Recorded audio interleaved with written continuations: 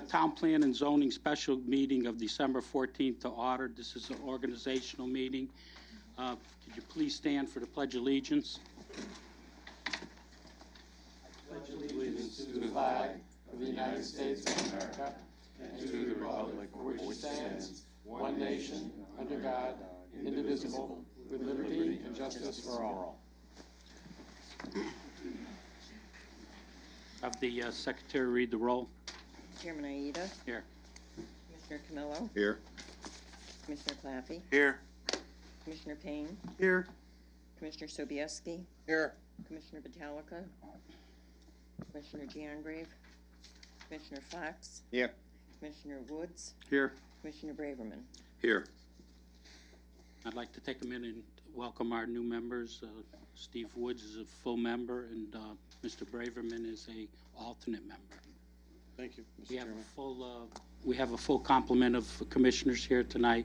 We will not be sitting Mr. Braverman, but we encourage him to attend the meetings, and if one of the commissioners is not available, he would be able to sit in. So his knowledge of what's going on at the meetings will be imperative.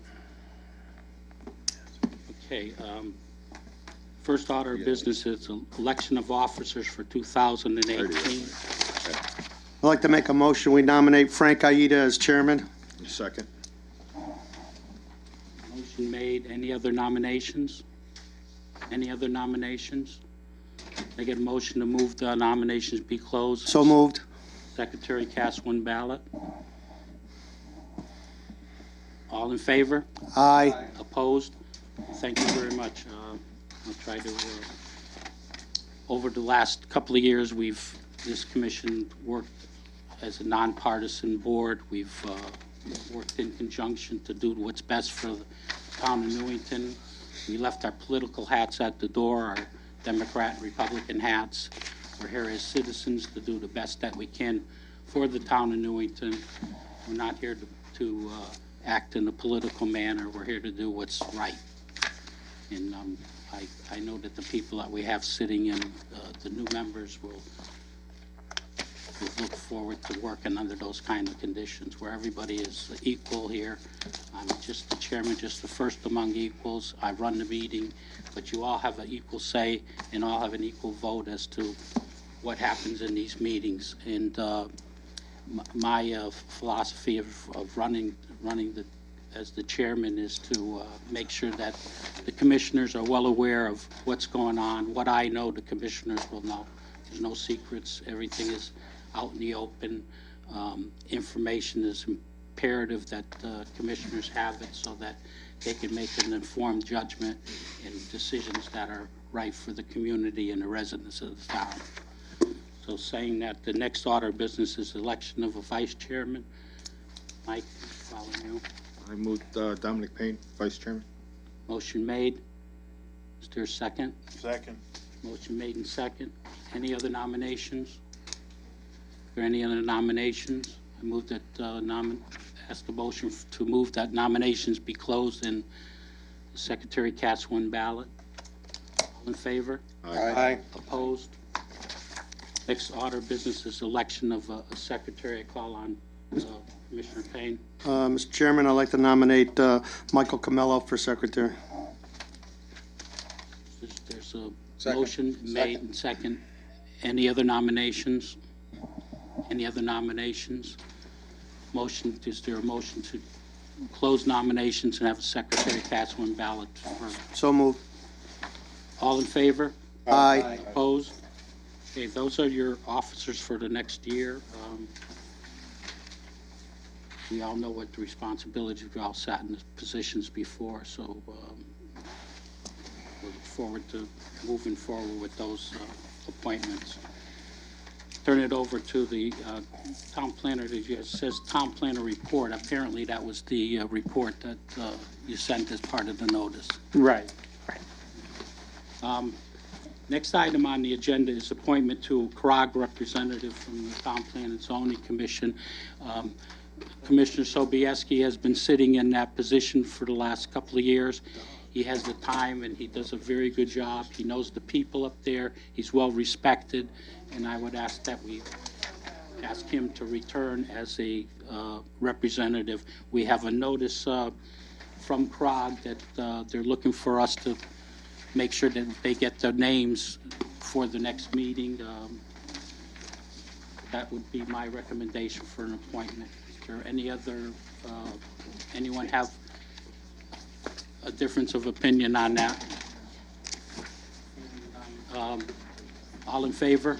Aye. Opposed? Okay. And an alternate, in case Mr. Sobieski can't participate.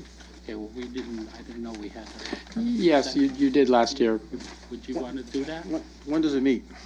Stanley, when do you meet? It's a Thursday. There's a memo on your table from, Thursday. I think the next page has their schedule. Here it is, sir. 18th, 8th, 17th, 6th, and 15th. Okay, so, I have a motion that we put Steve Woods on as the alternate to Stanley's position. So moved, Mr. Chairman. Second. Motion made and second. All in favor? Aye. Opposed? Okay. Stan, so you'll just work with Steve, and there's a opportunity, you could both attend. Just because he's an alternate doesn't mean that he doesn't have to attend. He could attend with you, or if you're not going to be there, it's good for us to have representation at those meetings.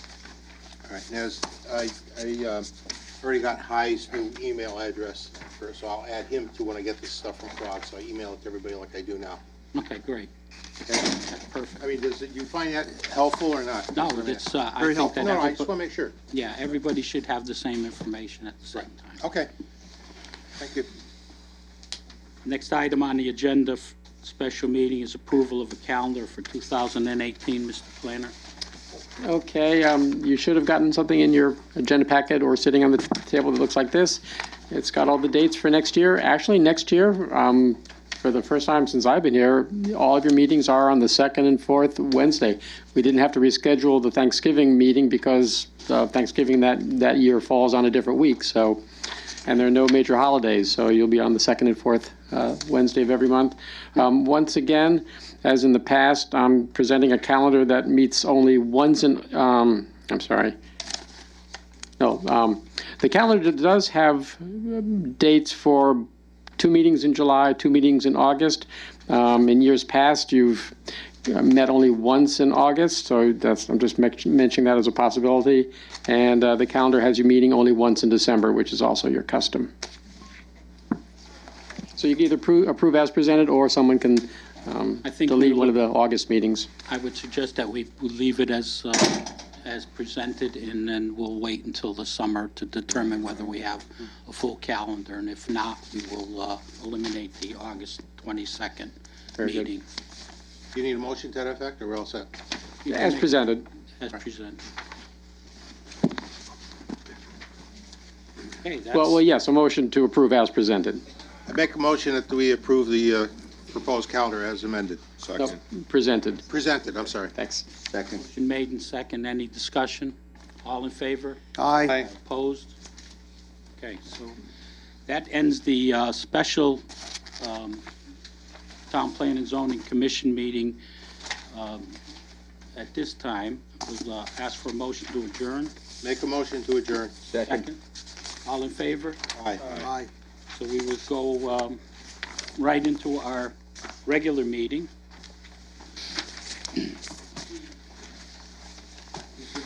Regular meeting of the Town Plan and Zoning Commission. We've already done the Pledge of Allegiance and the roll call. Planner, Mr. yes. Chairman, Yeah, get closer to the mic, please.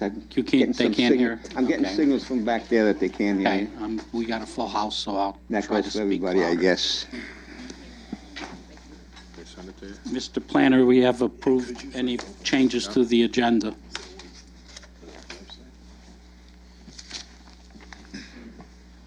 Excuse me, I don't know if it's a change, but we received an email from a citizen by the name of Bob Smith, and I just don't remember whether we agreed to add it as a communication or if the CEO was going to present it.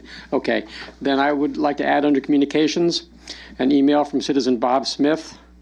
It's on your table, so you'll have a chance to see it later tonight. So I recommend adding that under communication. You all have the memo. Any discussion on adding that to the agenda. All in favor?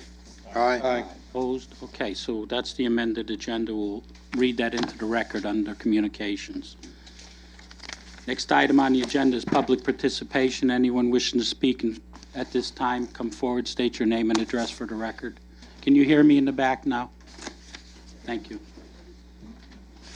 Rose Lyons, 46 Elton Drive. I'd just like to welcome the new members to the commission as well. And at the last meeting, I was remiss in not thanking Bob Sarah for the time that he put in on this commission. He was a great asset. I'm sorry to see him go, but glad to see that Mayor Woods is ready for another round with Rose Lyons. In any case, that's about it for now. Thank you. Anyone else wishing to speak at this time, come forward, state your name and address for the record. Okay, seeing none, we'll go into the balance of the agenda, zoning enforcement officer's report. Okay, everybody has the report that came in the packet, a little bit like this month. A couple of things to note. If the town is removing the sign, I've added a column so you'll actually see sign removed. So you'll be able to tell whether the sign's coming down because we've issued something or if it's been in the right of way and we've removed it ourselves. We talked at the last meeting about property on the Berlin Turnpike 2608, having signs and anchors in the right of way. Earlier this week, I went out with Highway and we removed those anchors from the ground. They were in fact in the right of way after consulting the survey, so they've been removed. So that issue should not exist. Other than that, it was a pretty quiet month. I don't know if anybody has any questions for me, but that's all I got at this point. Any commissioner comments at this time? Commissioner Claffey. Mike, the house on, is that North Mountain Road? That one, the painting contractor? I've never seen it on a report, or have I not? Yeah, we sent it out a couple of months ago. But there's been communication of, I mean, has it been fully resolved, or? We sent out, after you brought it up to me, we went out and took a look. I saw the truck around town. We sent a notice of violation. I went back after the time expired. I haven't seen it there, but it's not closed out because they tend to come and go. So it's sort of on a, keeping it warm just to, but it was on, I don't know, I would imagine it was probably in October. So they don't stay on if they haven't been resolved? Only action. So it doesn't just stay on if nothing's changed. This lists the actions for the month. Some stuff takes months and months to go. So if I have a communication or do an inspection or see something specific, then it will go on here and the address will get put on, but otherwise it won't come up. But I'll let you know where that stands. Would it? That's 425. Yeah, 425. Would it be advisable to put all, how many pages long would it be of all open cases? The problem is the system doesn't have the ability to just run a report for anything that's open. We just make notes into the system and we print it based on the date. It can't just, it doesn't have that capacity.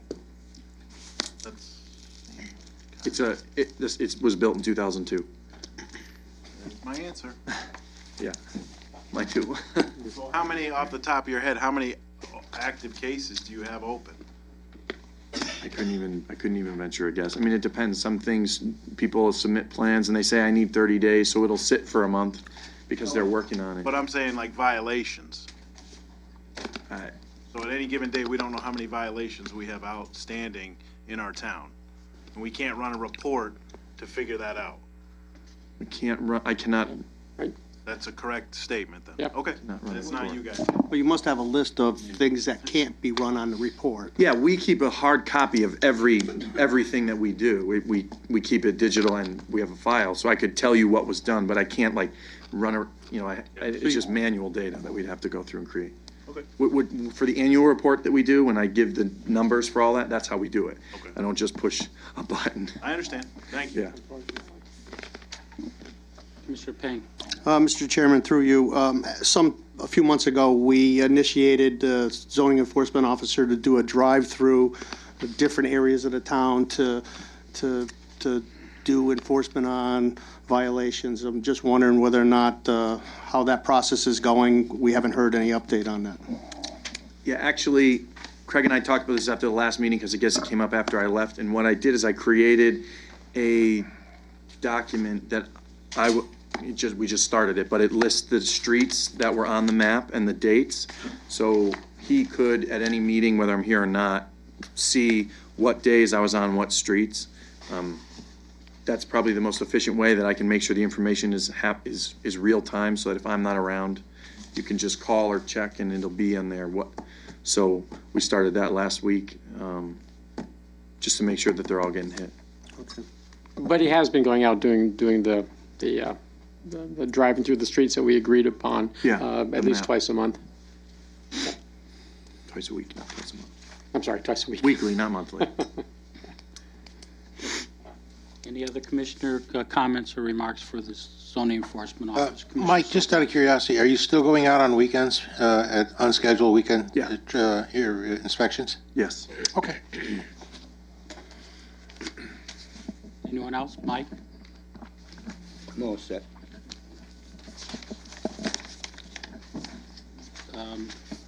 Seeing no other comments from the commissioners, we'll move into the next item on the agenda is remarks by commissioners. If any commissioners have any remarks at this time, you have another opportunity at the end of the agenda. Anyone? Go ahead. Question, Mr. Minor, you showed us, like, maybe, was it a month ago, the new system about zoning and going in and checking your property, your parcel, and can tell you exact.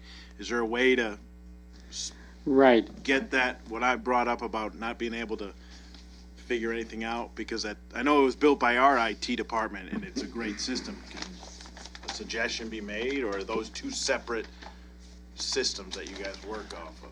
Mike, is there any talk in the GIS department about making that system available to the public, or to at least to elected officials? No, I mean, maybe you guys. You're we saying, have access to you want to know if You IT, can see really what goes on, and kind of like the communication you send out. You send an email that lists everything you do. And it's Oh, my great. monthly report, yeah, yep. But, I look here and I see 2 sheets of violations, but I know there's more out there. And I think it would be beneficial to the department to know really what's going on with said properties, so so that these type emails can be, kind of mitigated. Because this looks like nothing gets done, but I know that there's stuff being done out on that Berlin Turnpike. Maybe not specific to that property that just had that violation, but, you could have 50 open cases. It'd look better to know that we have 50 active cases being in whatever phase they're at. Violation sent. So are you asking if there's a way, I think it would be great, for the commissioners to be able to access, No, that we could have it here. you mean physically bring it to the meeting?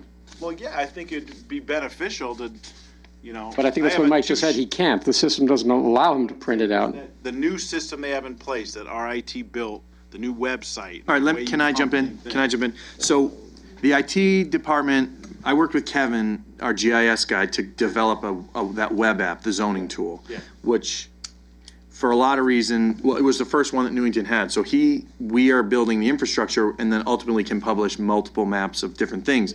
But it's the first online GIS that we have. So we're finishing it now. But I've talked about this with him before. Lots of stuff is possible. It's just a matter of, can we get it to do all the things that we need to? Because if it doesn't do everything that we need, then it just becomes twice as much work. And we've talked about this. Once we have the ability to publish maps to the website, they'll be hosted. All the other maps will be, we can just fire those off and publish them. I tried to do that. Google has a way that you can create, and I had an open violations map, which I sent around so that people in-house could look at it. But the way that it had to be done was so data heavy that it just didn't make sense. I can talk with him about it. I don't know if we'd be able to extract old data, because that system goes back to 2002. I agree. Okay. But it may be possible. We can talk about it. That's cool. Commissioner Payne? Yeah, I'm a little confused because of the 2-page zoning enforcement officer report that you gave us, not every one of these things are closed. Some of these things are open. Yes. So why can't you have the other open things on this page with us? The system, the way that the system was built, if it doesn't get touched when the report is created, it doesn't show up as open. I don't know how. Some of these are open.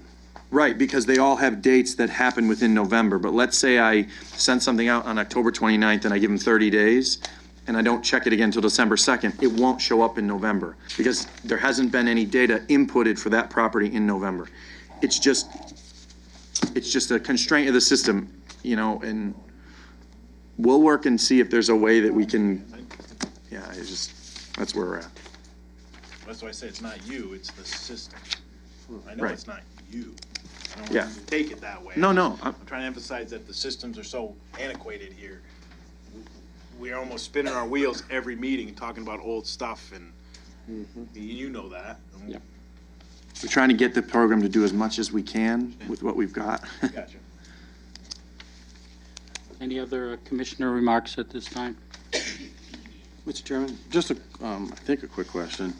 I heard Mike say that, or actually I think I heard Commissioner Payne and you say to Mike that you were asking if you were targeting specific streets. Can we do that? Can you target a specific street only for violations? It was a random, and he's supposed to change up the streets. It's not supposed to be all the same streets. We asked him to randomize it up, but cover the main roads, and then in his travels, he's gonna hit other roads, and So I'm going to assume the answer to my question is no, we can't do that, correct? And it is, the question came out, there was specific streets, so it's random. That's what we're doing? he's doing random. Yeah.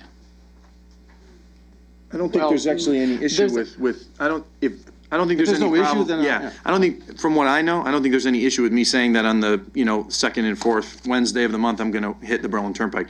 I don't think that's a problem, because, it's within town, it's within the scope of the zoning regs to inspect, so I don't think there's an issue, but we've identified certain areas, and I hit certain ones certain days and certain ones other days. It's not like I hit Main Street on Monday, Willard Avenue on Wednesday, and it's But these are commercial streets. It's a list of roughly 6 or 8 streets, commercial streets, that the commission has asked the CEO to take particular interest in observing to make sure that temporary signs, excessive parking, other zoning violations are being monitored. okay. We're trying to do it in a consistent manner so that I understand it's done on an equal basis for everybody. That if you're going to have him spend the time, and his time is valuable, you want it to be productive. So just driving randomly all around town when you know where there's certain targeted areas. I just didn't, I was curious if we could actually do that, if you could just do the Berlin Turnpike or just, do Main Street and only do those. That was my question. Okay. Any other commissioner remarks at this time? If not, we'll go into the public portion of the hearing, and we'll have the secretary read the procedures which we follow for public hearings. The order of proceedings at a public hearing shall be as follows. A, convening by a chairman. B, reading of the notice by the commission secretary or a commissioner designated by the chairman to act in his stead. C, identification and location of the property involved by the town planner. D, statement of the issue to be considered by the chairman or the town planner. E, presentation by the applicant limited to 20 minutes unless a specific extension is granted by the chair. F, persons wishing to speak in favor of the application limited to 2 minutes per person. G, persons wishing to speak in opposition of the application limited to 3 minutes per person. H, rebuttal by the applicant limited to 5 minutes total. I, rebuttal by the opposition limited to 5 minutes total. During a public hearing, it shall be within the discretion of the chairman whether the time limitation shall be varied slightly, provided the commission consents to any such variance. In no case shall the extension be for more than 20% of the allotment indicated above, or 1 minute, whichever is greater. Can you please read petition 3417?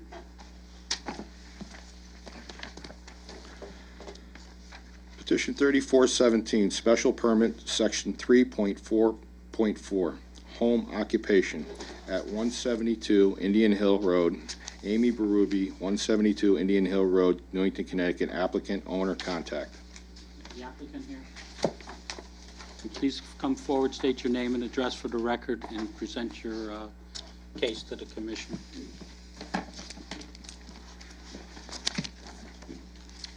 Do we have another chair? I'm not sure.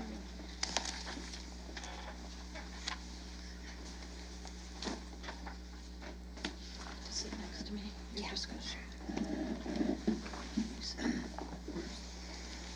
Thank you. Good evening, Mr. Chairman, members of the commission. My name is Robin Pearson.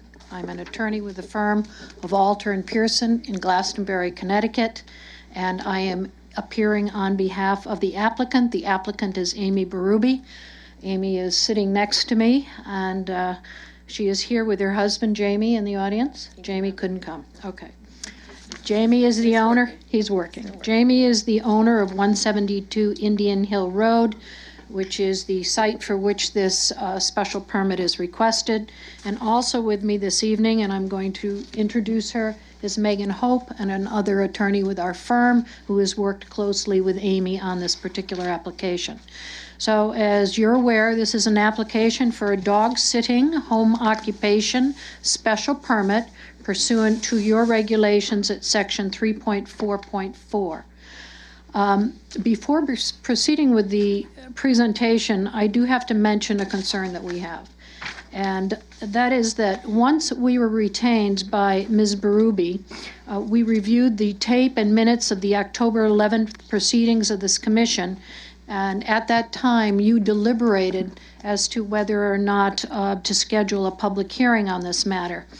And while I'm confident that it was done totally with good intentions, but members at that time did discuss whether they could actually see their way to even approve this application.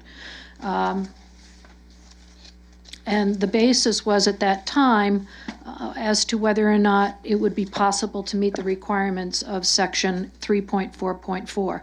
I'd like to cull out some of the comments that were in the minutes that I received with regard to that meeting, and they go like this. These are comments taken from various commission members. I think it would be a disservice to her to take her money when she obviously does not meet any of the criteria for a home occupation. Next, we know in our hearts that it will be a monumental task to convince us that this is an allowed home occupation. Next, she is a kennel. Next, kennels are serious operations that cannot be conducted in a home as a home occupation. Next, if it does not meet our regulations, let's not waste her time. One commissioner did suggest that other members might be dangerously close to prejudging the application, having brought information to the table to argue against this application even before the hearing was scheduled. One commissioner said he has proven that she does not meet the lowest threshold of the regulations. But that commissioner did say that if the commission wished to take her money under those circumstances, he was okay with that. Next, when I read the home occupation definition, it's not even close. I don't know how she thinks it could be something different than what it is. It is a kennel, a commercial kennel, and it has to be licensed by the state. Our own regulations require that it be attached to a veterinary hospital. So again, I understand that these comments were really made in the best interests of the applicant, and this was a discussion that took place because you wanted to make sure that she wasn't going to waste her time, and that if it was an exercise in futility, you wanted to spare her from that. But this clearly can be deemed predetermination. I'm certainly not going to ask anybody and call anybody out in particular or ask anybody to recuse themselves.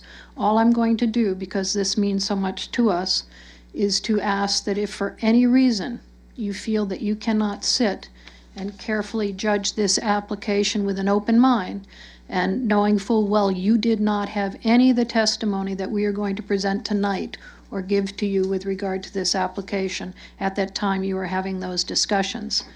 But the test is whether you can sit here and fairly and with an open mind listen to the description of Amy Berrubi's little dog-sitting business, and also listen to and consider the evidence and testimony we will present, and then, and only then, decide whether her dog-sitting business, and not someone else's, hers, because this is not a test on all dog-sitting businesses, it's a test as to whether or not hers makes sense as a home occupation at this location. If you cannot consider this with an open mind, we do ask that you recuse yourself at this point. This little dog-sitting business that Amy has in her home is truly as much a labor of love for her as it is a business. She will be deeply disappointed if you cannot authorize this special permit. She deserves every opportunity to have it considered by you fairly and with open minds. So I ask that the October 11th minutes, they're part of the record anyway in your proceedings, but I ask that they be included in the record in this manner also. And seeing no interest in departing the stage, if you will, or recusing yourself from this application, I can say that on behalf of Amy, we express deep relief that you are all comfortable with proceeding with an open mind, and we look forward to discussing this application with you. So we do have our work cut out for us, because as you have already indicated in your earlier discussions, you do have a lot of issues with this proposal. But I do believe that we can address all those concerns, especially as you did not have the benefit of the information that we will provide to you this evening. You are also going to have some testimonials from neighbors and clients that support a finding that this small, well-run dog-sitting use that fits well within your home occupation regulation is worthy of continuing in Amy's home. Amy is not going to be speaking tonight except to answer any specific questions that you might have, but I'd like to quickly describe the operation that she conducts within her home, her dog-sitting service. The house location, as I said, is at 172. Amy and Jamie's home, they are the owners. They have 2 children and 2 dogs. Amy is a stay-at-home mom, and this is the way for her to stay home with her children and the dogs and to help the family financially. She started this dog-sitting business 6 years ago, and she knows now that it requires her to come before you and get a home occupation permit, special permit, in order to dog sit regularly as she does. And of course, we acknowledge that being unaware of the regulations, which she was, is no excuse for not getting a permit sooner.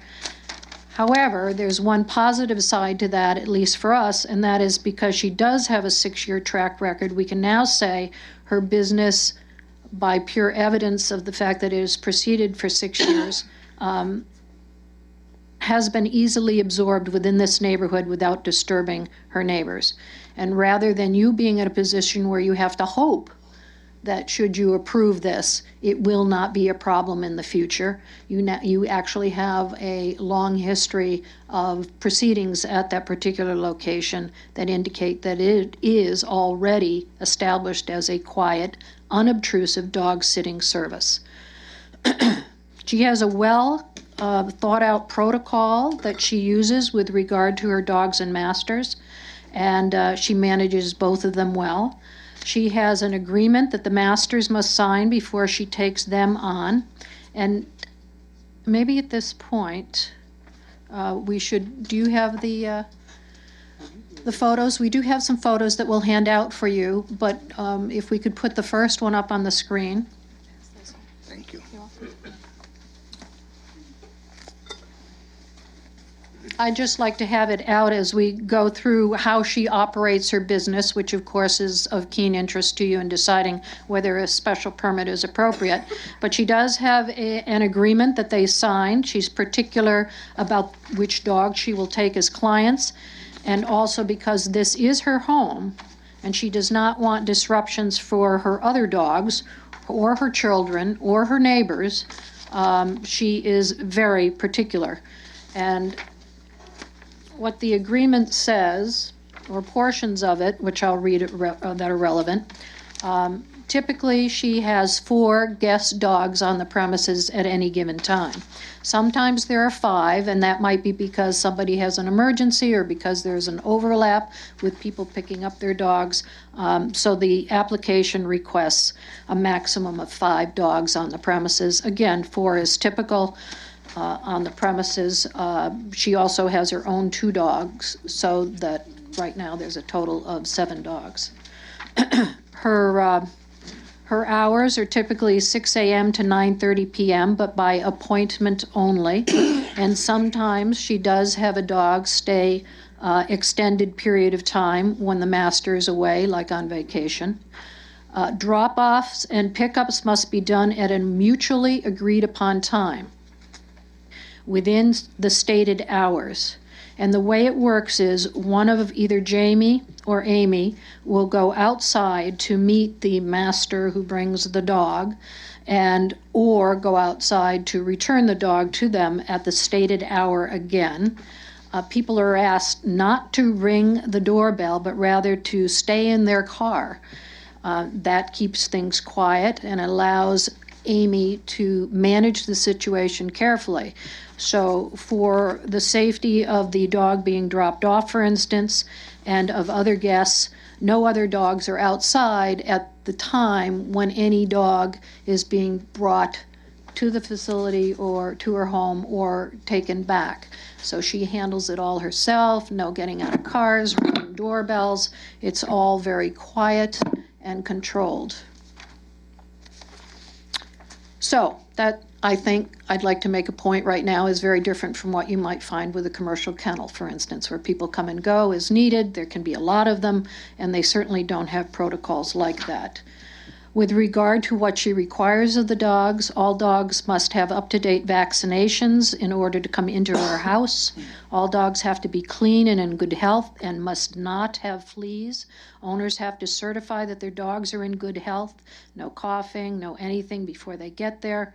And if their dog has been sick, they cannot come for at least 30 days into her home until they pass sort of a quarantine period.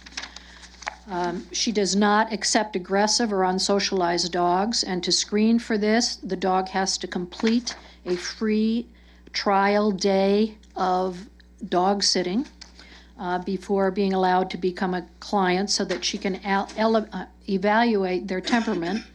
And of course, any dogs that show signs of aggressive behavior or other traits that could put other dogs or humans at risk are not admitted. Dogs must be spayed or neutered. Dogs, again, I told you, must be brought in and out of the yard on a home or the yard of the home on a collar or leash, and she is the one that goes out and gets them or brings them back on a one-to-one, single at a time basis. And in order to maintain a safe play environment for the dogs, any dog that misbehaves is given a time out, and because excessive barking is bothersome to our neighbors, she reserves the right to remove such dogs from the dog sitting situation, and also to use a vibration bark collar if that is necessary. So she is adamant that there be no barking attendant to this operation. She also has strict rules for sanitation.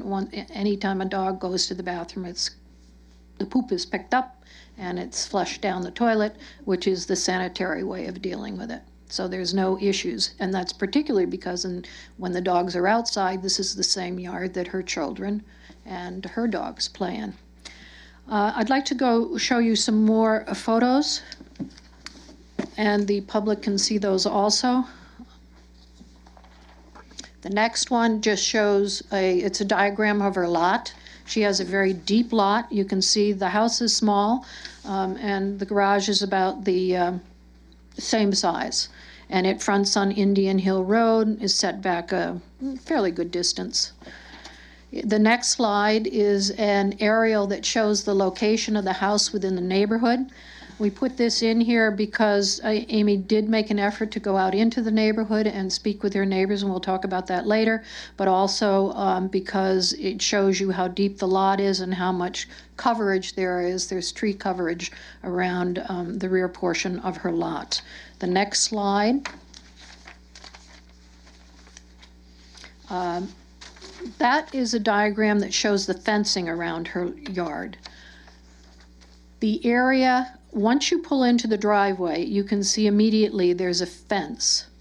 And Amy comes out through that fence to get the dog, or comes out through that fence to the car to bring the dog back to the master at the end of the visit, the dog sitting time. The entire property is enclosed by fences, and we show that that is a chain link fence right there, which is 6 feet in height, and it has privacy inserts, so it's very difficult to see inside to that area. There's a 6-foot high stockade fence.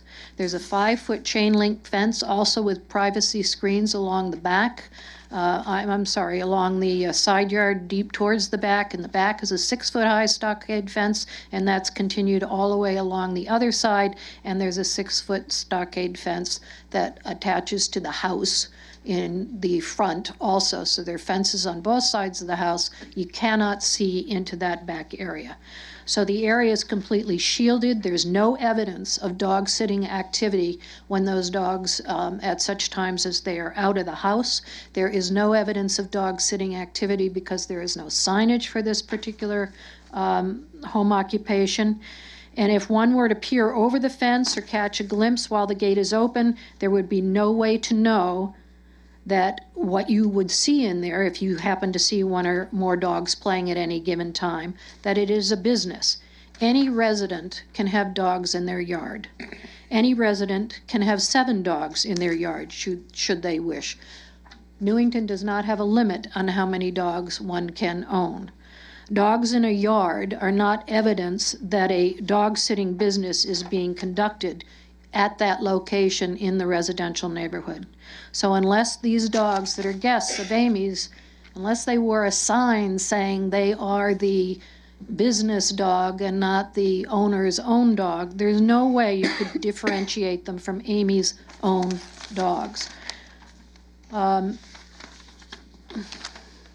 like to just go through quickly the rest of the photos so you can see. The next photo shows the front of the house, and that's the stockade fence on the non-driveway side facing the street. You cannot see anything into that yard. The next photo, that is the driveway. It's a very long driveway. When one drives in to drop off their dog, they pull up to the gate and wait, and Amy comes out through that gate and gets the dog. We talked about that procedure. The next photo is in the rear of the yard. In the right-hand upper corner, that's the fence at the driveway. So one, if you could drive further, there's more blacktop back in front of the garage behind Amy's house. Those are some dogs. I can't tell if they're Amy's dogs or a client's dogs, but there's a dog in the photo. The next photo is further deeper into the yard, and again you can see it's well screened, and there's a lot of vegetation around the screening also on the other sides. So the area is well buffered from the neighborhood.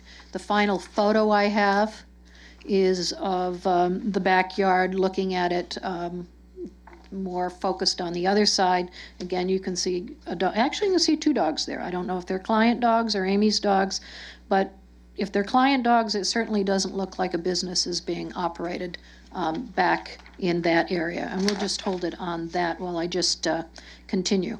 So this is not a kennel operation. It's certainly not a commercial kennel operation. It is an in-home dog sitting service. Your regulations do not define kennel. Your regs do allow a kennel of the type operated as an accessory to a veterinary hospital as a special permit in certain business and industrial zones, and that's under section 3.15, 1, 3. 3.15.1 and 3.16.1. But clearly, that is a different type of use than Amy's dog sitting operation in her home. In your earlier deliberations or discussions about her application or pending application, you referenced state statutes, and it was argued that dog sitting in one's home comes within the state's definition of a kennel. That is simply not so. But first, the state statutes do not dictate what you can accept as a regulated home occupation unless your regulations specifically cite to a provision of the state statute. So if you said a particular use as defined in state statute, something is not allowed, that would be appropriate. But just because the state might regulate something doesn't mean it's necessarily either regulated or prohibited by Newington's regulations. So you have to reference your own regulations. But, and I said you don't have a definition from kennel in your regulations. Second, there is simply no reasonable way to say that what Amy does is a kennel by the state's definition, even if it was relevant for your purposes. And the definition was read once before, but it was read quickly at your October 11th meeting. I would like to just read that again for you so you can understand why it is not relevant to this situation. Connecticut General Statute Section 22-327 definitions has a definition for kennel at Item 7. It says, kennel means one pack or collection of dogs which are kept under one ownership. Hang on, you've got to change the tape.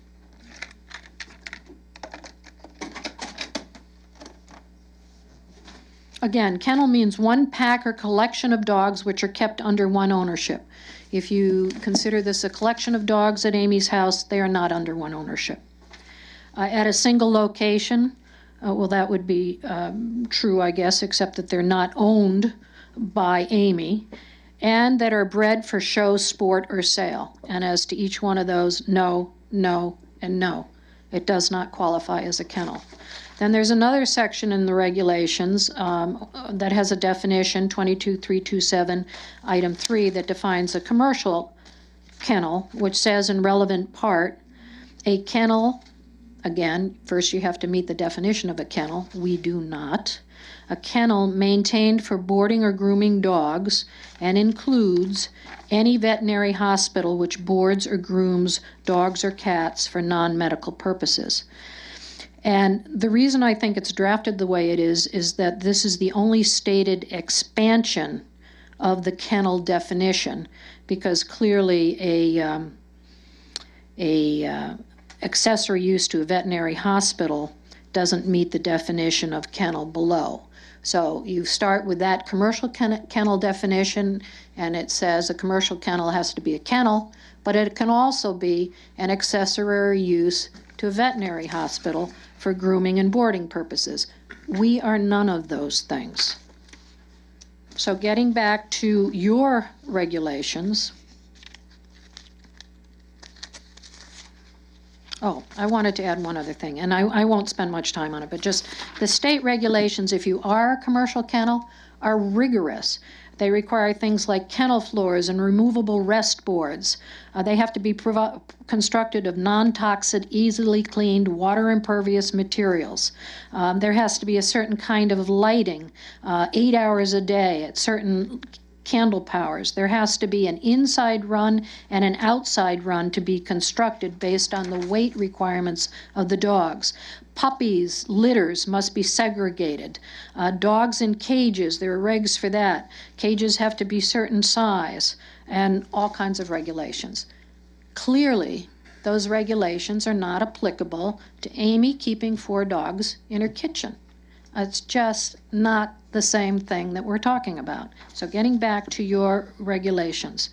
Amy does not operate a state-defined kennel. She does not operate a commercial kennel as an accessory use to a veterinary hospital.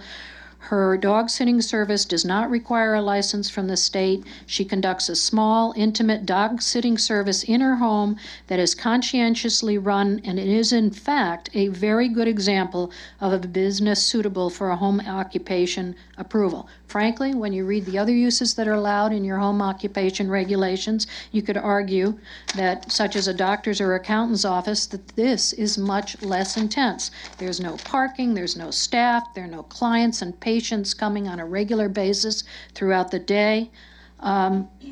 It's just a very good use for a home occupation in Newington. So let's look at your regulations for home occupation at 3.4.4. And I am almost finished. Under 3.4.4, it has to be conducted in the dwelling. It is, yes. The dwelling has to be the full-time residence of the person or persons conducting the home occupation. That is true. There shall be no more than one non-resident person or employee engaged in the conduct. There is no one else other than Amy and her husband. No evidence of the home occupation or professional office shall be visible outside the dwellings, except an announcement sign not to exceed 2 square feet. We propose no sign, and as I've explained through all of the fencing and the protocols that are used, there's no evidence of a dog operation, dog sitting operation that's visible outside of the home occupation area.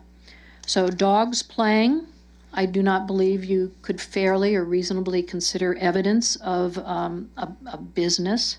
There is no sign, and again, nothing is visible because of the fencing that she has all around her property.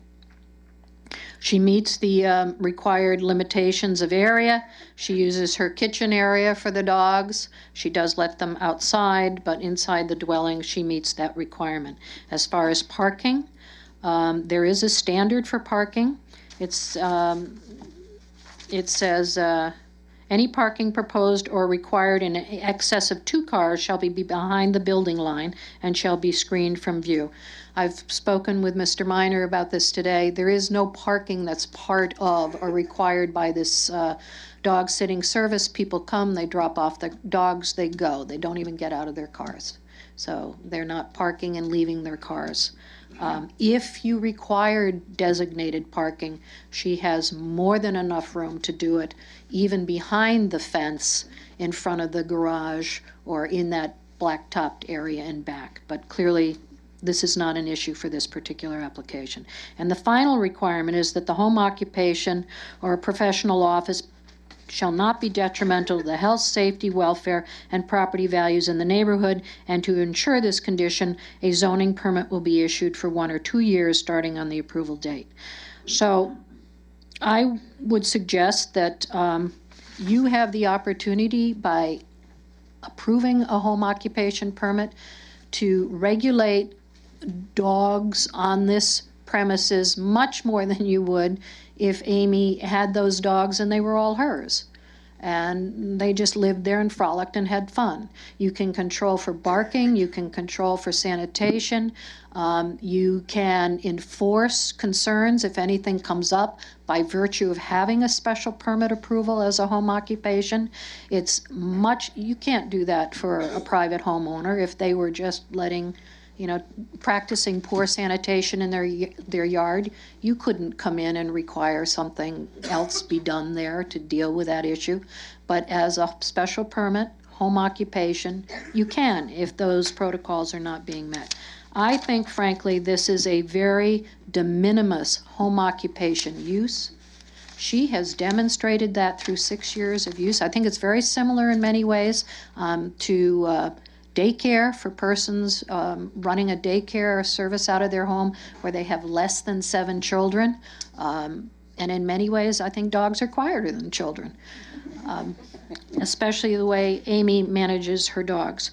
So for all those reasons, and dog sitting, you also have one section in your regulation that specifically excludes from 3.4.4 your home occupation regulation certain uses.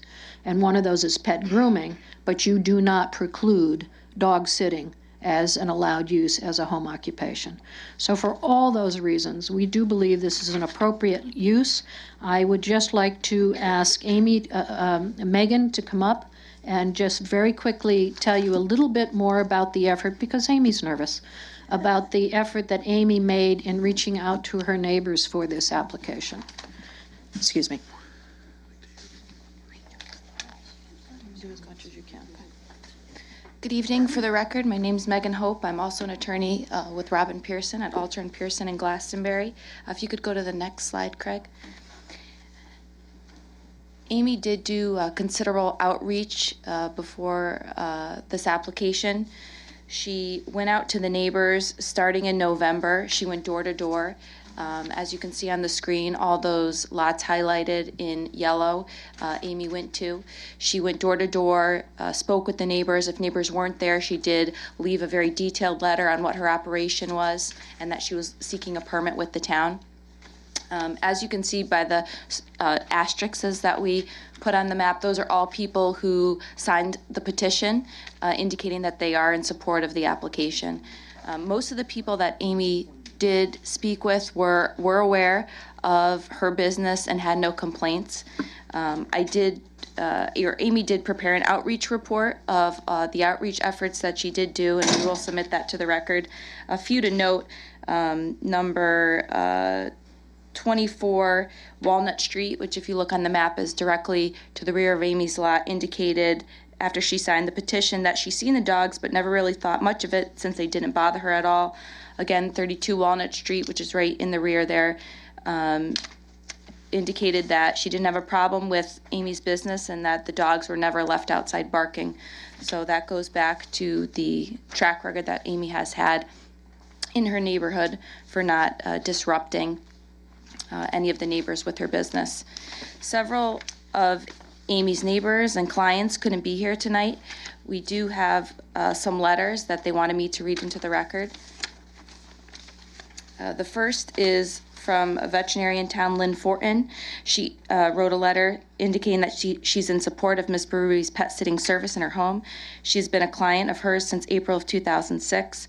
She's taken care of her pets over the years and has only positive experiences with Amy. She's a friendly, responsible, and loving pet owner. This vet indicates that they've discussed the importance of the benefits of having pets taken care of in their home environment. Ms. Barubi, along with other pet sitters, provided necessary service to the pets in our community. Offering pets home care instead of a typical kennel environment decreases stress and disease and provides their owners with peace of mind while they are away. Mrs. Barubi offers this necessary service to the Newington pet owning community, and she should be allowed to continue her pet sitting business in her home. I have another letter from Laura Glentill. She indicates that she's in support of Amy Barubi's pet care business. Her home model is an alternative to traditional kennels. She provides a unique and valuable service to individuals like me who are unable or unwilling to use kennels. She indicates that her husband and her adopted a mixed breed dog, Lola, as a rescue in 2010. Though she has slowly become an affectionate and friendly dog over the last 8 years, at first she was standoffish, territorial, and fearful of new people and mostly wanted to be left alone, preferably with something soft underneath her. She was or remains extremely sensitive to loud noises such as sirens, loud voices, and gusts of wind. Visibly distressed when she goes to the vet, she refuses to even walk past storefronts of local grooming businesses or to be left alone. At the dog park, she prefers to sit and observe other dogs and people. She indicates that luckily Amy's home is a model for pet care to board Lola without subjecting her to the unnecessary stress of a kennel environment. Can you say where that's from? What's her address? Her address is 200 Evergreen, Hamden, Connecticut. She indicates that without Amy's home business, they would either have to use a home business of lower quality or drive them to their parents' home in Pennsylvania. I have another letter from Michelle Janowitz and Charles and Maddie Blevins. They indicate that they're writing to tell you of the invaluable service or the invaluable option of dog care that this has been for their family. When they first moved to Connecticut, they were struck by the fact that none of the boarding services in the area had 24-hour supervision, most of them offering stark, loud, and uncaring environments, no place that they would ever leave their pet. They thought their only option for care for care being places that left dogs unsupervised for nearly half a day at night in a stressful environment was devastating. They weren't used to the type of care, which did not seem very caring at all. Luckily, they found Amy. She's been there for them throughout the years, taking the best care possible of Eleanor, always accommodating us and being not only responsible and loving caregiver, but a valued part of their extended family. She's even made sure that Eleanor was well taken care of when this client went into labor with her daughter and could not be home. She's pretty sure that no kennel would have done that for her. She always gives us 100% with a personal and homey touch. It would be very devastating to their entire family if they lost this option. The thing is, Amy is a caregiver. She's not a commercial kennel. That's the whole reason we use her services, because she isn't just some generic kennel. She provides a warm home environment so that my family member, a dog, feels like she's just at another home, not a kennel, which would be severely stressful for her. We also have an extensive letter, which I'm not going to read. I'll put into the record. It is from a nurse who works at the neonatal intensive care unit at Connecticut Children's Medical Center. Because her shifts range for 12 hours typically, other pet centers aren't able to accommodate the types of use that she needs. She does not want to board her dog every time she has to work. It wasn't an option for her because she didn't bring an animal into her family just to have it created for long periods of times. She's been a client of Amy's for 4 years. She said Amy's a godsend. She's provided flexibility for my odd work hours, but more than that, she's provided an environment that is welcoming, safe, and accommodating to my dog, Trixie, and me. Trixie is a member of the Berube family and is cared for in the same manner as their pets. And finally, I have a letter from Colleen Camo, 21 Steeplechase Drive, Newington. She indicates that she wanted to take the time to write this letter in support of Amy. I have my golden retriever Liam stay with Amy now for at least 3 years, if not longer. Her home is like my home. In fact, I think he likes it more than mine. He's so very spoiled there and is treated just like one of her own. He gets to be on her furniture, which doesn't happen at my house, and has even slept with her son. When he is in her care, she sends me pictures and videos showing me what fun he is having with his friends there, and pictures of him laying on the floor with her son or daughter. You do not get this care at a kennel, or even anywhere that I am aware of. When I go to pick him up after his little vacation, he really doesn't want to come home. He has the best time with the Berube family and any of the other fur babies that happen to be there. The care that has been given to my dog is not replaceable. I was referred to her from a friend years ago when I was tired of bringing my dog to a kennel where he sat in a crate for most of the day and came home either sick or smelling or both. When I get Liam from AB, he's happy, smells good, and is exhausted and content from playing with his friends all day. You don't get this just anywhere. This is my Liam's other family, and I do not know what I would do without her and her family. I trust her completely and could never bring my dog anywhere else. Again, Colleen finishes a letter that she couldn't attend this hearing as she's home with her 11-year-old child. So I will submit all these to the record, and I know that there are several people who have come tonight to speak in favor of this application. Is that the end of your presentation? Yes, Mr. Chairman. Okay, can you please allow the public to come forward? So at this point, if you would just sit back in the audience, I'll open it up for public participation. But before I do that, you can't hear me? Okay, can you hear me now? Okay. Before I open it up for people wishing to speak in favor or against this application, how many people are here for this application? If you just raise your hand. Okay. So at this time, I'll open it up for people wishing to speak in favor of this application. Your time period is limited. If you come forward, please try not to continually repeat the same thing over and over again, but I got an indication, and the commissioners have, of the number of people that are here for this application. Rose Lyons, 46 Elton Drive, and before I start, I want to ask whether it's acceptable or not that I read this into the record for Suzanne Runowitz. She had to leave to go to the fire department for a meeting, or should I have her submitted afterwards? I don't know. It's submitted to the secretary. Mr. Planner, what is the procedure here? Well, you can read it into the record if you want, but just on leaving it with us, we'll put it into the record and the commissioners will get copies of it. So it's just as It's official by just leaving it. It's up to you whether you want to read it or just leave it. Okay, I'd like to read it because there were some changes that were made, and then she can submit it to you after, or no? Okay. Okay? I'm reading this on behalf of Suzanne Renowitz, 165 Indian Hill Road. Good evening. I'm here tonight to discuss my neighbor's doggy daycare issue. I was not aware that Ms. Berube had a dog or that she babysat 4 or 5 other animals. I live directly across from 172 Indian Hill Road and would be the resident most impacted if there were to be a determination that Mrs. Berube were operating a kennel and if there were any problems or disturbances associated with such an operation. I have knowledge of how a kennel operates, and there are deliveries of food, cages, and other items necessary for successful operation. This is not what is going on in this case. Previous to the Berubes buying 172 Indian Hill Road, there was an operation that did car repairs, and there was a constant flow of traffic on a daily basis during the week and especially on weekends. This was never addressed. During golf season, Indian Hill Road is a NASCAR racetrack for those who don't want to miss their tee time. That has not been an ongoing problem, or this has been an ongoing problem for at least 30 years or more. Nothing has ever been done about this either. I recently lost my beloved pet of 17 years and would have loved to have had someone like Mrs. Berube take care of her during the day while I was at work. It would have been a win-win situation. I therefore am asking that you please consider approving her application for a special exception for the doggy daycare. Thank you. Would you leave that letter with the Yeah, I will. secretary, please? Anyone else wishing to speak in favor? Please come forward, state your name and address for the record, and you're limited to 2 minutes per person because of the number of people that are here speaking tonight. So we try Hi. to keep it to a 2-minute. Hi, I'm Paula Kupchik. I own the Groomers in Newington for 22 years.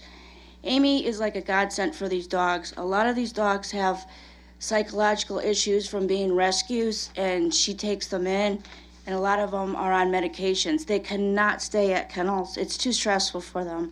I have recommended a lot of my customers, and a lot of them have gone to Amy, no complaints at all. She's a very respectable, loving person, and she loves her kids, her husband, and she really loves these dogs. I'm asking you and pleading with you, as an owner of a business myself, she really needs, well, actually, everybody needs this business one time in their life if they have a dog. Kenneling at a facility is just too stressful. A lot of these dogs, they don't do well, they get sick. Quite frankly, I've heard a lot of them pass away at these other facilities. And Amy has been doing a really, really good job with these dogs, socializing them, getting them out, and she's a wonderful person. And she's also a client of mine, and I respect her highly.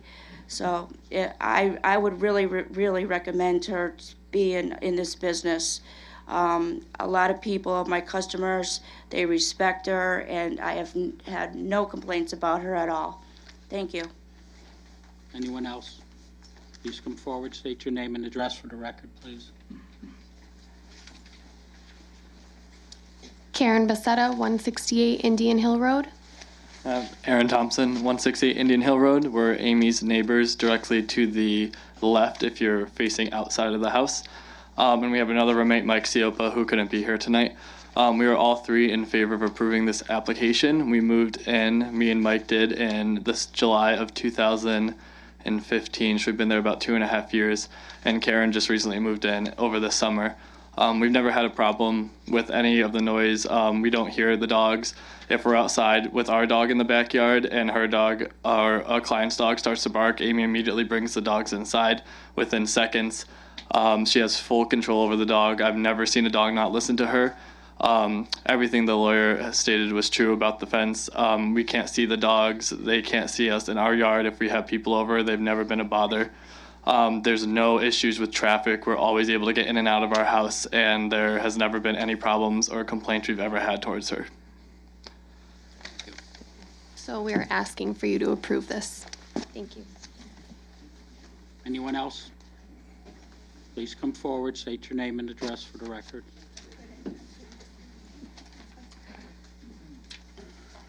Hi, my name is Eva Parikula. I'm Amy's neighbor.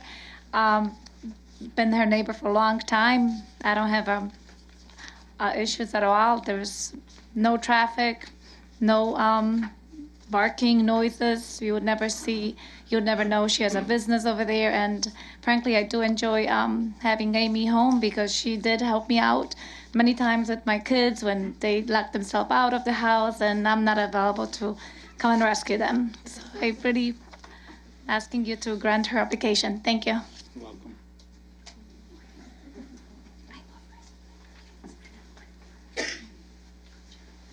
Hello, I'm Jean Hart. I'm a Newington resident, 70 Barclage Drive. I have one of the rescue dogs that's got problems, and she's actually afraid of other dogs, which is extremely difficult to leave her anywhere, so we could never leave her in a typical kennel or doggy daycare. And this only works because Amy's home is a comfortable place for Lolly, and she feels safe there. And the dogs that are there are very gentle, and there's only a few of them. And Amy works with her and has helped her, and she takes the time to discuss with me the progress that my dog is making. And she's like Lolly's other mother. So I hope you'll grant her petition. Anyone else?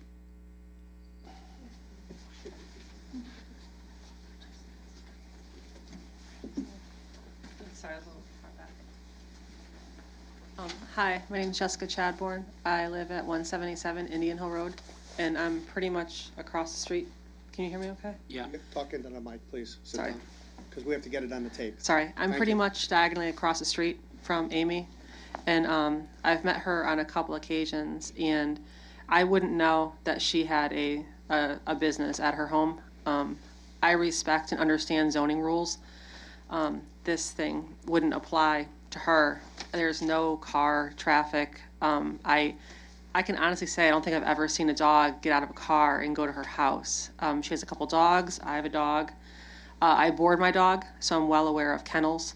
And I wouldn't even ask Amy because she's not a kennel, so she wouldn't even watch my dog. I'm very familiar with Connecticut Canine down the street. You walk in, people in and out, busy, barking dogs. That's not the case.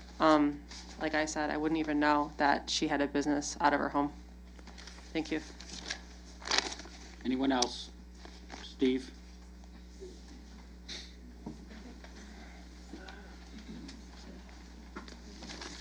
Hi, my name is Dawn Oliveira, and I live across the street from Amy as well. And I've been at 18 Tunxus Road for about 20 years, and of those 20, I've known Amy 9 from when she first moved into the neighborhood right next to Steve Parker, actually, and across the street from Susie. I can attest to the type of person that Amy is. She's very respected, as many people have said. She's an honest and open person. It is correct that she really didn't know she had done anything wrong in terms of knowing that she had to apply for a special permit, because it wasn't like a traditional business with vehicles coming and going or getting deliveries or anything like that. Everything is contained in her very nice kept house and her yard. Again, you couldn't tell that there was a lot of dogs over there with cleanliness or noise. I go over there a lot because I love to see the dogs, and I get a lot of love, or I give them a lot of love. And they are sweet animals, and I can see their stresses, that they need a special place like this for them. There is a need in our society now for Amy's type of places. She cares for these dogs like they are their own, they're her own, and they enjoy the environment and the love. If they need special care and attention, her family is there, neighbors like me. So I really hope that you will grant her this special application for her to continue doing this in her home so she can be home with her kids. Thank you.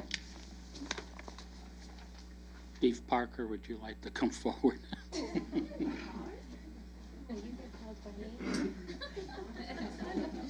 Somebody starts laughing, I get it. We were trying to get up there so often. We finally made it. Steve Parker, 180 Indian Hill Road, Newington, next door neighbor of Amy's. Now, would you like 62 years of what it's been like to have somebody in that house? I can give you the history of everybody that's lived there. Let me tell you.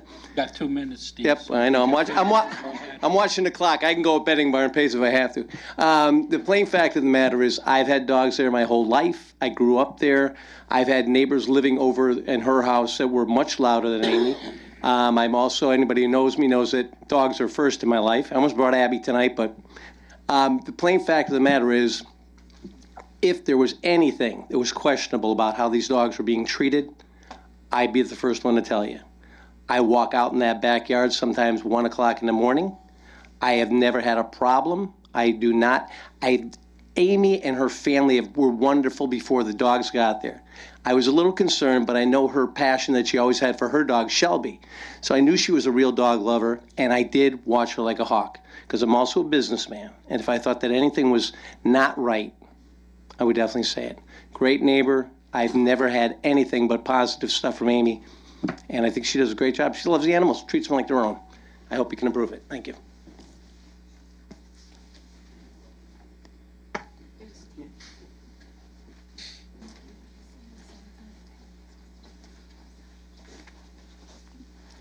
Good evening. My name is Jennifer Andrade. I live at 24 Tungus Road, just down the street from Amy. Our daughters go to school together. In the number of years that I've lived there, I have never once seen or heard anything that would indicate anything out of the ordinary happening in the home. I think from all the presentations that have happened, from all the testimony that has been given here tonight, I think it's obvious that she provides a safe, supportive, and nurturing environment for dogs that just can't tolerate a typical commercial kennel. And I think she provides a service to this community that is needed and is valued, as you've heard from people's statements this evening. And so with that, I would urge you to please consider approving her application. Thank you.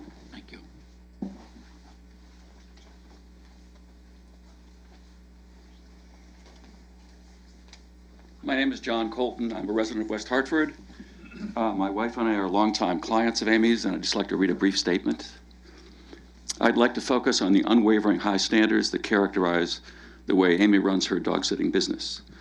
Before she agrees to accept the dog of a prospective client to be her house guest, she insists on spending time with the dog to see if there are any behaviors that are inconsistent with those high standards.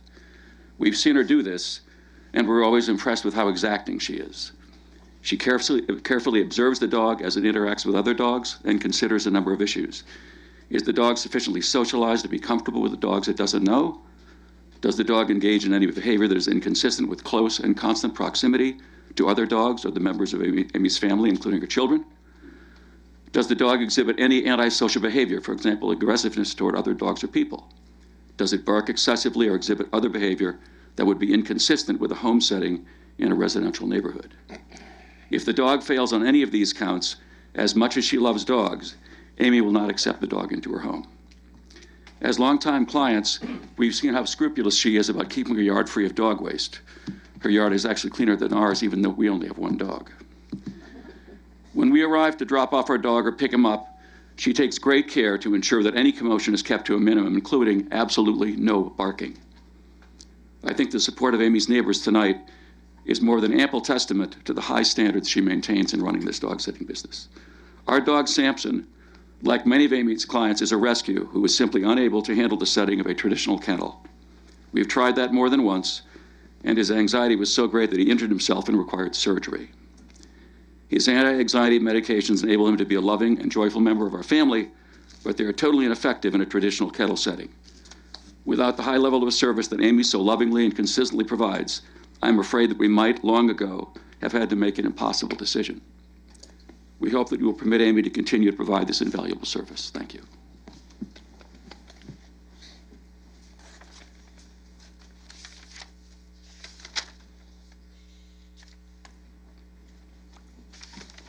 Hello, my name is Kristen Boisvert. I live at 52 Sequin Street.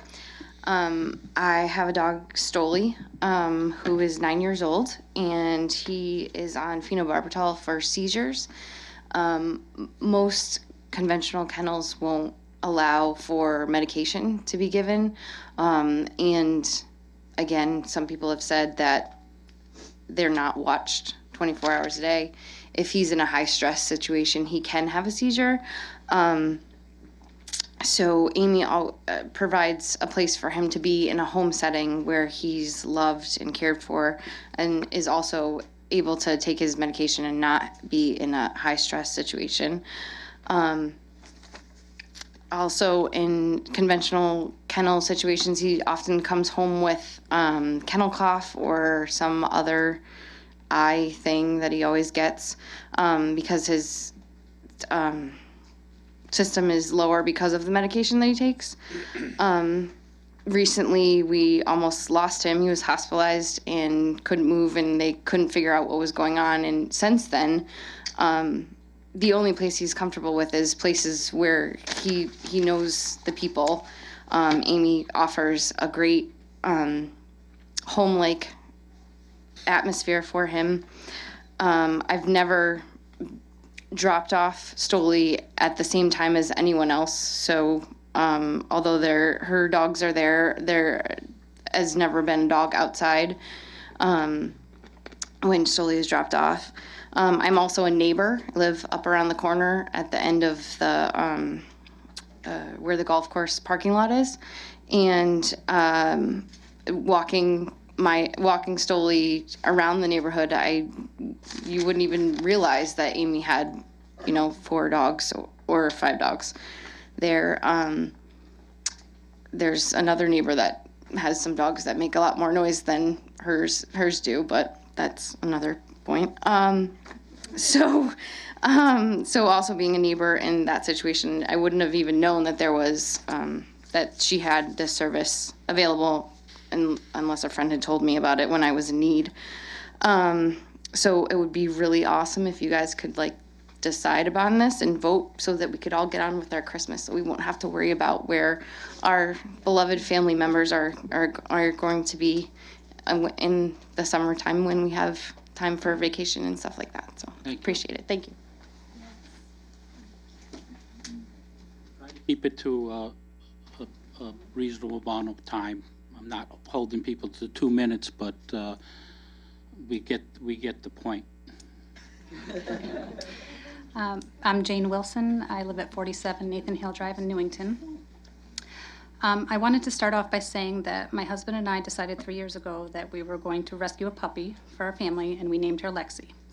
We looked into kennels that provided daycare, as well as we both work full-time and needed something for the days that we were both in the office or when we were going on vacation. We decided on one over in West Hartford that had a good reputation. In the beginning, this option was working well until we began to notice that whenever we were bringing Lexi to the kennel, she would shake and pull us in the opposite direction, clearly saying to us that she did not want to go in there. Which brings me to how I met Amy. Our daughters went to preschool together, and I found out that she ran Shelby's house here in Newington. She suggested bringing Lexi over for a meet and greet to see if it would be a better option for her. She told me that if Lexi likes to sleep on the bed, that it wouldn't be a problem because her son loves when the dogs sleep on the bed with him. She also has a huge yard for other dogs to play in, and inside they have a free range and go wherever they please. Needless to say, Lexi loves going to Amy's. Amy welcomes these dogs into her home and treats them like family members. As soon as we pull into her driveway, Lexi is scratching at the door to get out and does not look back. The point of all of this is to say that there is no comparison to the services Amy provides and what a kennel offers. If this option were to be taken away, I really don't know what we would do. A kennel is not an option for Lexi. I hope that you approve her permit. Thank you.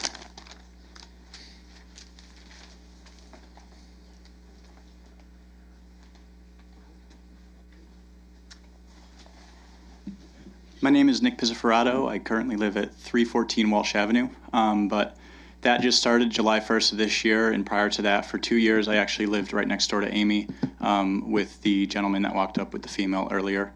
I was there for 2 years and never had any issues with Amy in her dog sitting business.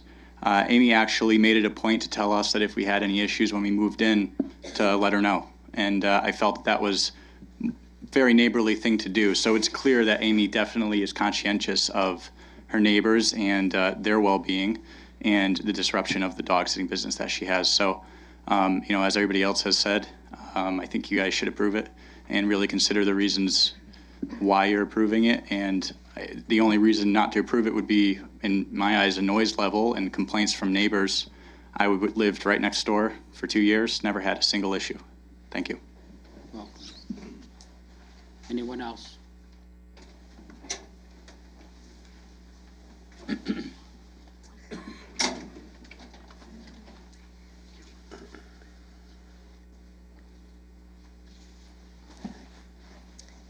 Laura Gangcars, 21 Lantern Hill. I was fortunate enough to meet Amy Berube after referral from my dog trainer. When my dog Tucker was a pup, it was important to socialize him with other dogs, to burn off his puppy energy. Working full-time, my husband and I also needed help with daily care. We originally started a typical kennel-based doggy daycare and soon discovered it was the opposite of what we needed. Our pup not only picked up less than desirable habits, but the staff was at best mediocre. The first thing I observed when I met with Amy were the many steps she takes to eliminate any type of disturbance to her neighbors. The number of dogs Amy welcomes into her home is minimal. I specifically use the words welcome into her home because that is exactly what she does. Amy is the complete antithesis to your typical kennel-based dog daycare. She cares for our dog Tucker as if he were her own. In addition, Amy is extremely particular with the dogs she accepts, and the number of dogs she cares for is kept to a minimum. I have never witnessed any type of traffic issues. Very early morning drop-off and late night pickups are not permitted. She's also very considerate to her neighbors in regard to noise levels. Although I personally do not agree with the use of a bark collar, I have given my permission if it became necessary. This has never been an issue, and I'm certain if my dog barked relentlessly, he would not be invited to return. I applaud Amy Berube for finding a way to supplement her family's income by not only doing what she loves, but also allows her to be at home to raise her children. If the board does not approve Amy's request, it will be truly detrimental to not only the Berube family, but all the families that rely on Amy's service. Thank you.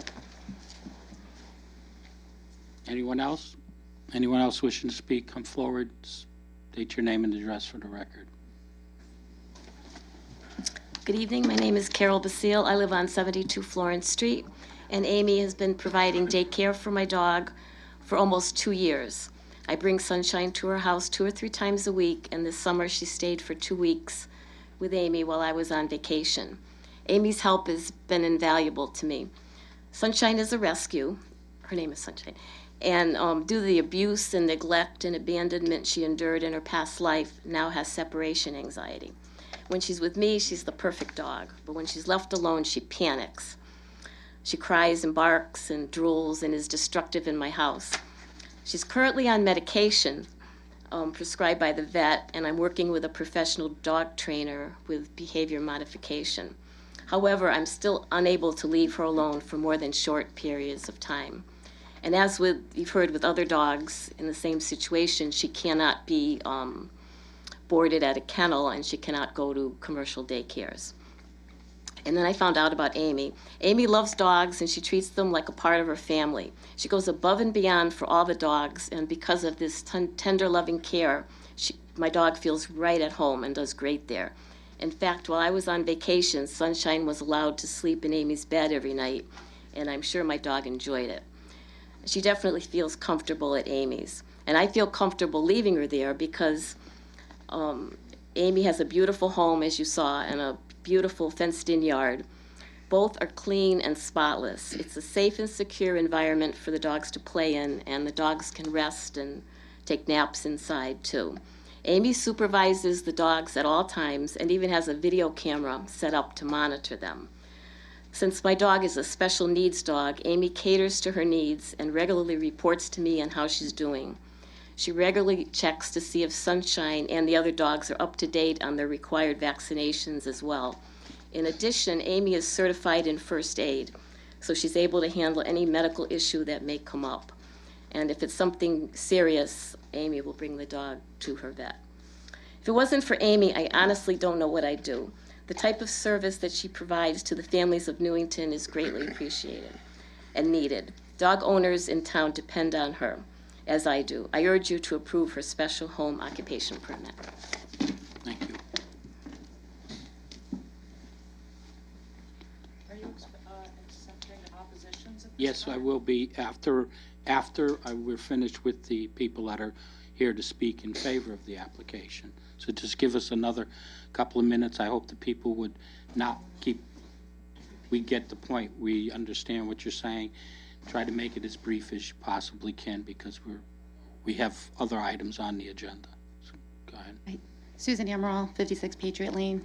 Ronaldo Amaral, 56 Patriot Lane. Just to echo some of what has been said, our dog is also goes to Amy's puppy daycare, as I call it. But our dog does not go there because it has any kind of anxiety issues. I'm the one that had the anxiety about thinking of leaving my puppy at a kennel. Amy was exactly what we were looking for. She has the home environment. I really think our dog prefers it at her house over our house. She has a fenced-in yard where we don't. We say we're going to Amy's. He runs to the door, and he's ready to go. So, what she offers is just different from anything else, and I hope that you approve her. Sorry, just 1 minute. I'd like to echo the same thing. Due to my heavy travel schedule, Amy's been a godsend, allowing us to drop off Benji. Never seen any traffic, never seen any issues, so I would definitely recommend for you guys to approve this. Thank you. Anyone else wishing to speak in favor of this application?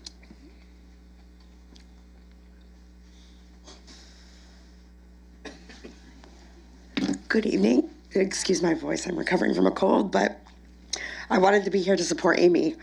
I'm from Weathersfield, and I've been taking my dog to Amy's for daycare for about the past year. And I don't want to go into all the other reasons you've already heard why commercial kennel is not right for my dog.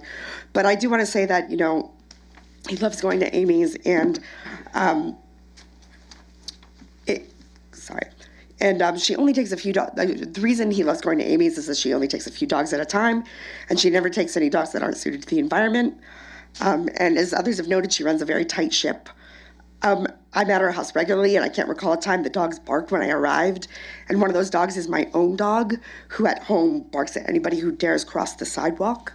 So actually, I really wish she could teach Winston how not to bark at my house. But one of the reasons that she's so important to me is I actually work for the state legislature, and I have a very unpredictable work schedule when they're in session for half the year, or in this case, the whole year.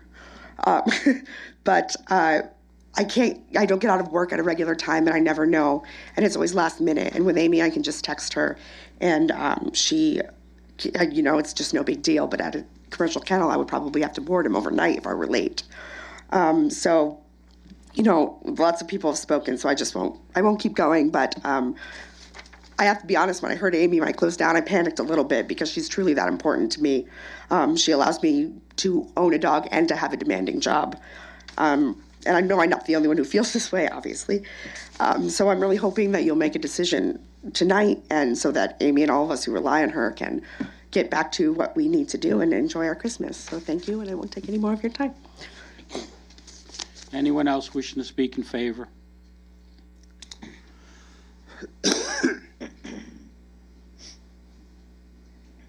Hi, I'm Diane Giglietti. I live in Rocky Hill. Amy watches my dog Scruffy about 3 or 4 weeks out of the year. I don't want to reiterate what everybody else said. My particular dog is kind of anxious and shy. Hang on, we got to change the tape. We want to make sure we got okay. everything on the record.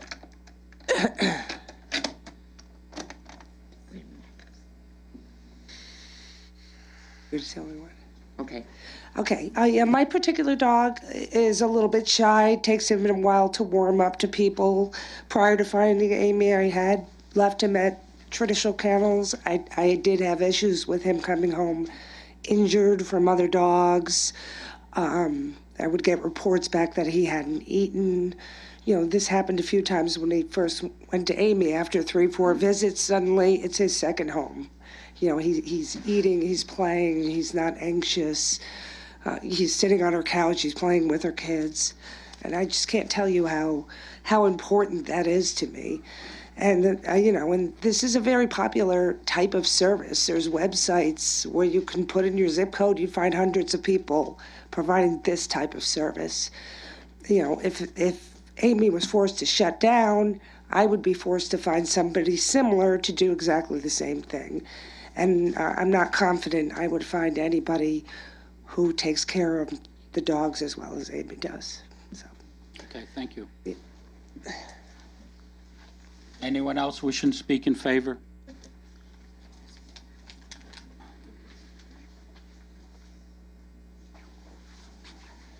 Hi, I'm Laura Dzmayo Roy. I'm a local dog trainer.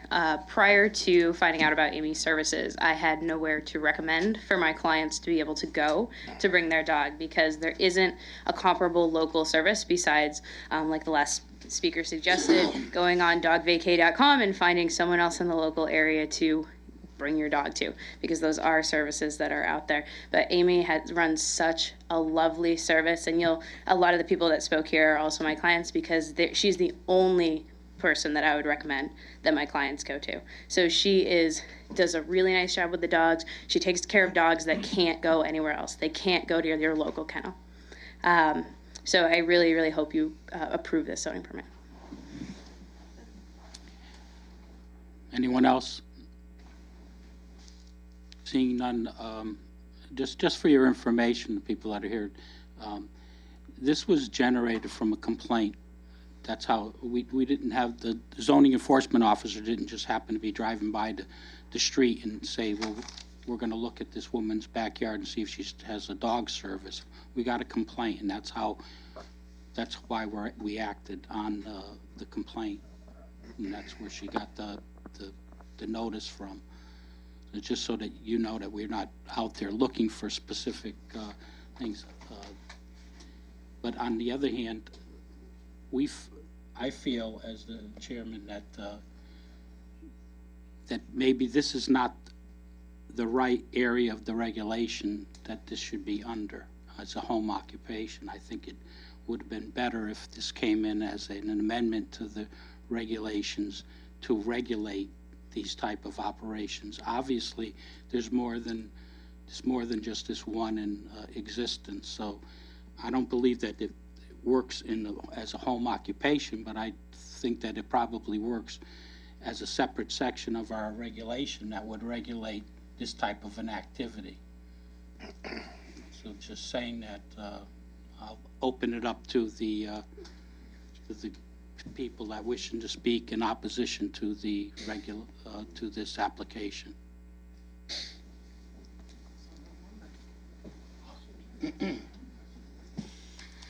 My name is Suzanne. I live at 346 Robbins Avenue. Probably 5 or 6 years ago, I did call the animal control and reported someone obviously running a dog pound. My property abuts the back of her fence. Animal control came out several times, witnessed it. She called me back and she said, yes, she's operating a doggy daycare and I'm shutting it down. It did not get shut down. It has continued and continued. My back door and deck is about 50 feet away from the back line fence. It is nothing but annoying. Constant barking of dogs. My husband's shed is 6 feet away from the property line, uses his shed a lot. He goes back there, opens the back side doors, and the dogs are growling on the other side of the fence. He has a heart condition. He gets alarmed a lot. The dogs bark. It doesn't matter whether it's 10 o'clock in the morning, you're entertaining guests on a Saturday afternoon for lunch. Barking dogs. Those barking dogs set off all the other barking dogs, and it becomes a choir at everybody's house surrounding mine.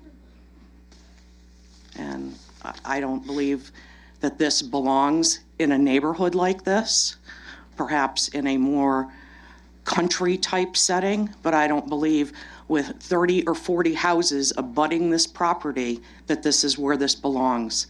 And I have been affected by it for many years, and I've owned my home for 25 years, and this has become a nuisance. And it's not fair to me that I can't enjoy my property that I pay property taxes for. Everyone's entitled to their Fluffy and their Buttercup and their little dogs with anxiety issues. What about my anxiety issues when I walk out of the house to enjoy my property on my day off? Or if I'm home, working from home, and I choose to take my laptop out on my deck and work and get disruptive. And that's all I really have to say.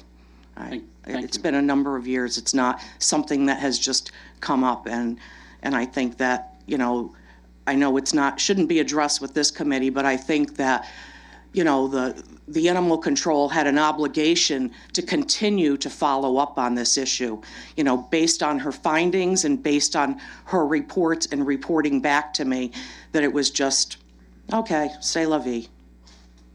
Thank you for your time. You're welcome. Anyone else wishing to speak in opposition to this application, please come forward, state your name and address for the record. Seeing none, I'll allow you to come back up and conclude your presentation or rebut the... Thank you, Mr. Chairman. First of all, with regard to your comment that there might be a better way of dealing with this, I do take exception to that, because I do think we've gone through the requirements of a home occupation and showed you how we meet those requirements for this particular use, for Amy Berube dog sitting operation. It's not, someone else's might be different, but for this one, she does meet the requirements for a home occupation. I should also note that a home occupation requires a special permit, and it also meets the standards of your special permit. If you quickly think about what they are at section 5.2. We're very familiar with. Well, there are a couple I'd just like to underscore. One says the need for the proposed use in the proposed location. You have received substantial evidence tonight on the basis of the need. You've also received substantial evidence with regard to the character of the neighborhood and the impacts of this particular use on that neighborhood. I understand that someone, I have to guess she's the one that may have made the complaint to the town. I've asked Ms. Berube if she was ever contacted by her, and Ms. Berube says no. She's never had that person contact her and raise an issue. You heard others say that had she come forward, Ms. Berube would have looked at, you know, making right anything that she found intolerable. I also would note that you've heard from innumerable people tonight from the neighborhood who said this is not a problem. And I think with regard to barking dogs, to be fair, I do believe it was quite clear she just doesn't like dogs barking. And even if Ms. Berube wasn't having a dog sitting service in her backyard, she could still have dogs, and dogs could still bark, and one barking dog could still upset another dog and cause that to happen. That's not particular to her use. Her use she manages, and everybody else testified that she manages it quite well. The next door neighbors have all said that. You have an obligation to consider, when you consider this, you have to think about the evidence that's been presented and whether there's substantial evidence to support this application. I think it's fair to say there is substantial evidence to support this application. It may be that you want to take on the possibility of creating a new regulation for dog sitting. That would be fine, but you have an application before you tonight which does meet the requirements for a home occupation and does meet this special permit criteria. You would have a lot of, I just think it would be very unfortunate if it wasn't possible to grant this special permit for this home occupation. You know, you have the wherewithal to have her come back and renew it year after year, every 2 years, every 3 years. That's certainly doable. And if there are any issues, you can require changes to her operation that would address those issues. I think it's fair to say there are no issues, and And the testimony tonight from so many people seemed to support that. And we did check. We checked when we first came on board on this application whether there were complaints with regard. We checked with the zoning enforcement officer, and we were led to believe there were no complaints with regard to her operations for her dog sitting that had taken place already. Complaints with the town. We knew there had been this particular issue, but with the dog enforcement officer or dog warden, I don't quite know what the title is, but that there had been no particular issues voiced with regard to this property. So for all those reasons, we do believe it complies. You may want to take a shot at creating a different reg for dealing with, clearly you've heard tonight that there's a real need for these types of services in town and other places, and you may wish to do that. But there is nothing about this application and being able to position it under a home occupation permit that deprives you of the ability to control it in a way that makes it work, as it's worked already and can continue to work.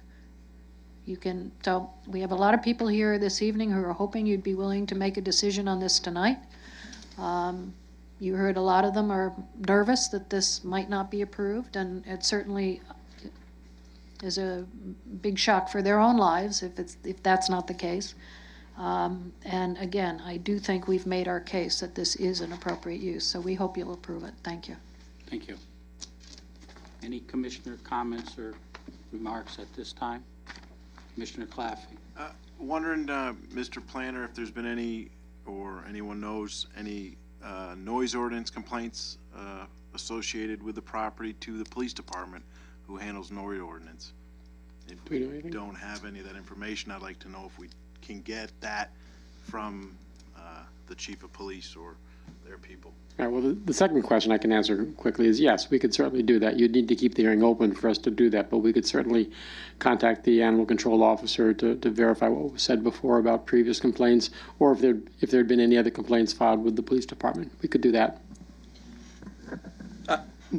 They did contact me, and I talked to the animal control officer, and I don't remember what date I gave you, that the animal control officer went back and looked and stated that the only complaints that she had, or they weren't complaints, the only calls she had is where the owner had picked up a roaming dog and was calling to, but I don't remember how far back that was. But my question doesn't have to do, unless the animal control officer deals with noise complaints. I thought that was handled under. Well, the animal control is part of the PD, but I don't know if they're the same. We would have to check. But I want the. We can find out. Any other commissioner remarks at this, or comments or questions for the applicant? Commissioner Payne? Thank you, Mr. Chairman. I think we've got a tremendous amount of information in front of us, and I don't know if I can, I have enough, I don't know if I can feel comfortable enough to vote on this tonight. I have one question for the attorney.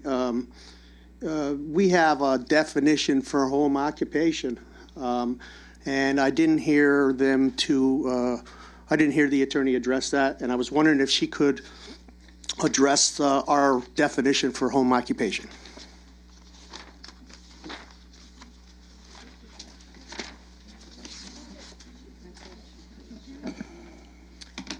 You have a definition for home occupation. It says any use customarily conducted entirely within a dwelling unit, which is clearly incidental and secondary to the use of the dwelling for dwelling purposes and carried on by the residents of the premises, and no more than one non-resident employee. Such use must occupy a floor area not more than 25% of the floor area of the dwelling unit, must not create a nuisance, odor, noise, glare, vibration, or safety hazard noticeable off the premises, and there shall be no outside storage of material or display of stock in trade, no exterior evidence of the activity carried on shall be visible from outside the building, and shall not include the sale of articles not made or assembled on the premises. So that is the definition. Is there anything in particular that you feel you would like me to speak to?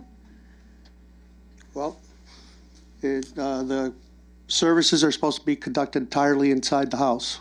So if you could address that, I'd appreciate it. Okay.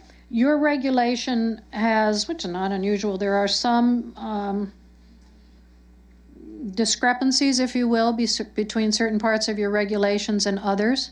For instance, that is similar to the section that says there'll be no exterior evidence of the activity carried on or visible from outside the building, yet you allow signage on the exterior of buildings or on the property for a home occupation.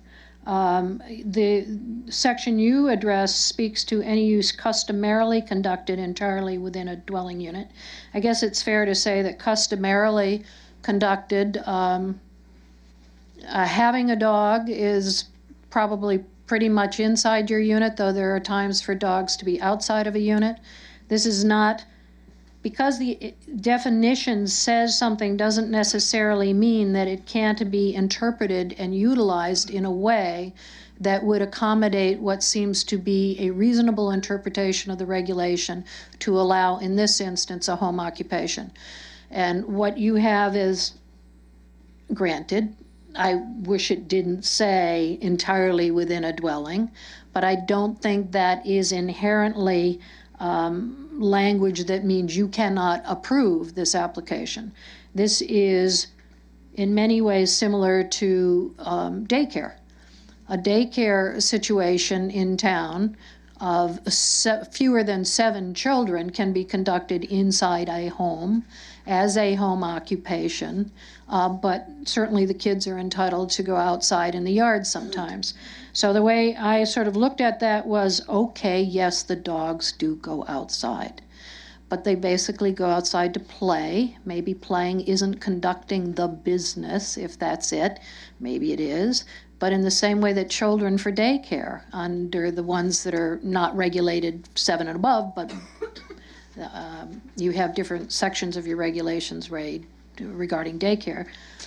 In the same way, you know, I assume you could allow, an accountant who smokes can come outside probably and smoke, even if the business isn't conducted inside. Just because he comes outside to smoke doesn't necessarily mean that takes the business outside of the dwelling. And I would think the same thing would be true if you had, I don't know, a doctor's office and 2 nurses who eat their lunches outside in the backyard. So I think you can look at this, if you're looking for a way to find a problem, perhaps you can. I'm not looking for a way to. I'm not suggesting. I'm not looking for a way to solve a problem, to find a problem. Okay, I just wanted you to address that issue. I have a few other questions for you too. Could you please explain to me why you feel you don't need to be licensed with the state of Connecticut for health reasons, and what are the regulations with the state of Connecticut if she advertises for dog boarding? There's strict regulations for that according to the state. Again, whether the state feels it should be regulated is an issue with her and the state. Is she licensed with the state? No, she is not, and our preliminary review of the state requirements would indicate that it's not necessary. Now, if the state decides it's necessary to regulate her, that is separate and apart from the zoning portion of it. Your regulations don't say that if an activity, you do have to be regulated for the child daycare under 7 children. And we do ask to make sure that they're regulated with the state on daycares come in. So has she gone to the state and asked them whether or not she's required to? I don't believe she's asked specifically at whether or not she needs to. She made some preliminary inquiries a couple of years ago. I do believe, yes, she's shaking her head, but more than that, I don't think there's been anything recent with regard to the state. Thank you very much. Mr. Chairman, I'm going to have more questions at our next meeting. I think because there's more information that we need to make an informed decision, that we should leave this application open. Any other commissioner comments on that? Whether we should keep it open or close the? I suggest also, Chairman, that we leave it open for the answers that the question I'd asked of the Public Safety Department, not the animal control, the public safety. Well, ACO works for public safety, you know. Well, I know, but I don't She think works the at a animal place. control acts on noise complaints. Right, okay. That's why I'm asking that specifically. Noise. Specifically. Steve? Mr. Chairman, what's the status of the business now? The business now, because I'll turn it over to the planner, but I believe that she can still operate her business until we have a finding. Is that correct? I could answer, but I'm going to let the CEO answer that question. That was when we discussed it with her, we said that we wouldn't move forward with any type of enforcement provided we had an application and it was in front of you. So she's made the application, so we're sort of in limbo. With that, then, I have no problem with leaving it open as long as she is able to continue to run the business until this commission makes a decision. Right. Does that satisfy the commissioners? Yes. Yes. Yeah, I would go along with that. I think that that's appropriate for her to be able to run her business until we come to a finding, and at this time. We appreciate Commissioner that. Fox. Thank you, Mr. Chairman. I really don't think anybody here around the table wants to rush to judgment either way. So yeah, I think we should leave it open, and I'm inclined to permit the applicant to continue in her business as long as it stays as law-abiding, so to speak, as it is. Okay. Does it require a motion, or are we? Well, a motion to continue the public hearing would be in order. Mr. Chairman, I make a motion that we continue petition 34-17. Second. Motion made and second. Any discussion? All in favor? Aye. Opposed? Okay, we'll take it up at our next, When will that be, please? Mr. Planner. The second Wednesday in January. Thank you.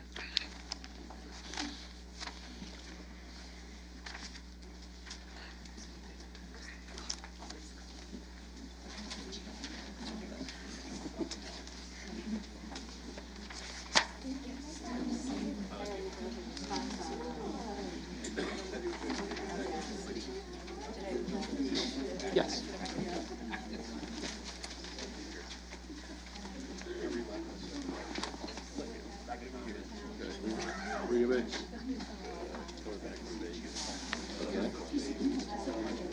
With Jen, the girl that's a ghost. Count to 6. Getting ready to go.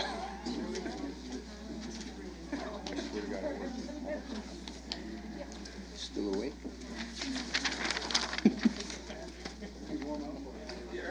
There'll be like 2 people left. I know you're fine. Chick-fil-A and my welcome aboard. Steve, I'm sorry. That's all right, I've sat through worse. Yeah, I'm sure you have. No, pointed. That's the vice chair, Dominic. Which one? The one in the corner, next to the chair? 2. That's Dominic, okay, the vice chair. She'd have to come do it because she's sitting there. Okay, we'll continue with the public portion of our agenda. Please read petition 4117, Mr. Secretary. Petition 41-17, modification to special permit 25-17, section 3.15.4, drive-through restaurant at 3240 Berlin Turnpike, Chick-fil-A Inc., applicant. Rubyback LLC owner, Susan A. Hayes, 100 Pearl Street, Hartford, Connecticut, contact.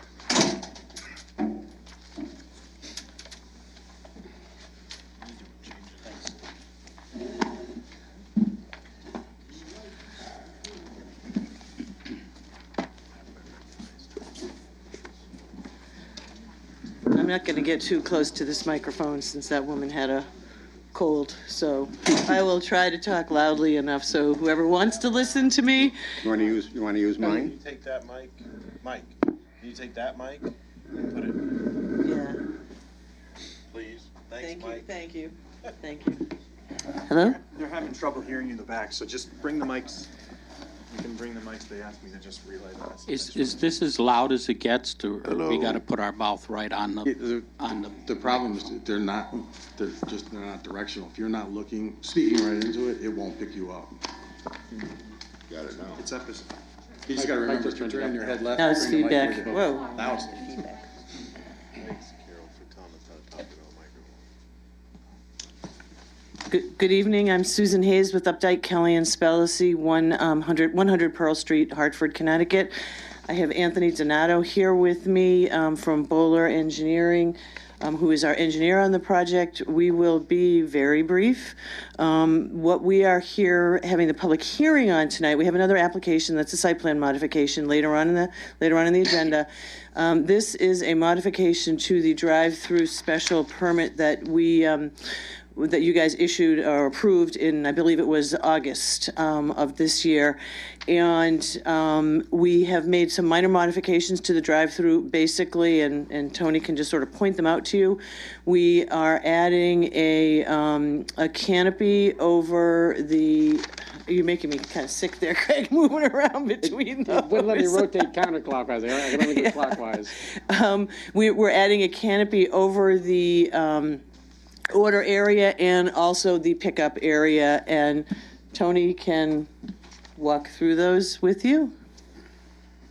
Okay, thank you, Susie. Here, use this one. So, as Susie had stated, we are proposing these menu canopies, and that's to assist the employees during peak hours. They will go out there with iPads and take orders during lunchtime, and this will protect them from the elements. They have fans underneath in the summer, and they are heated in the winter for climate control.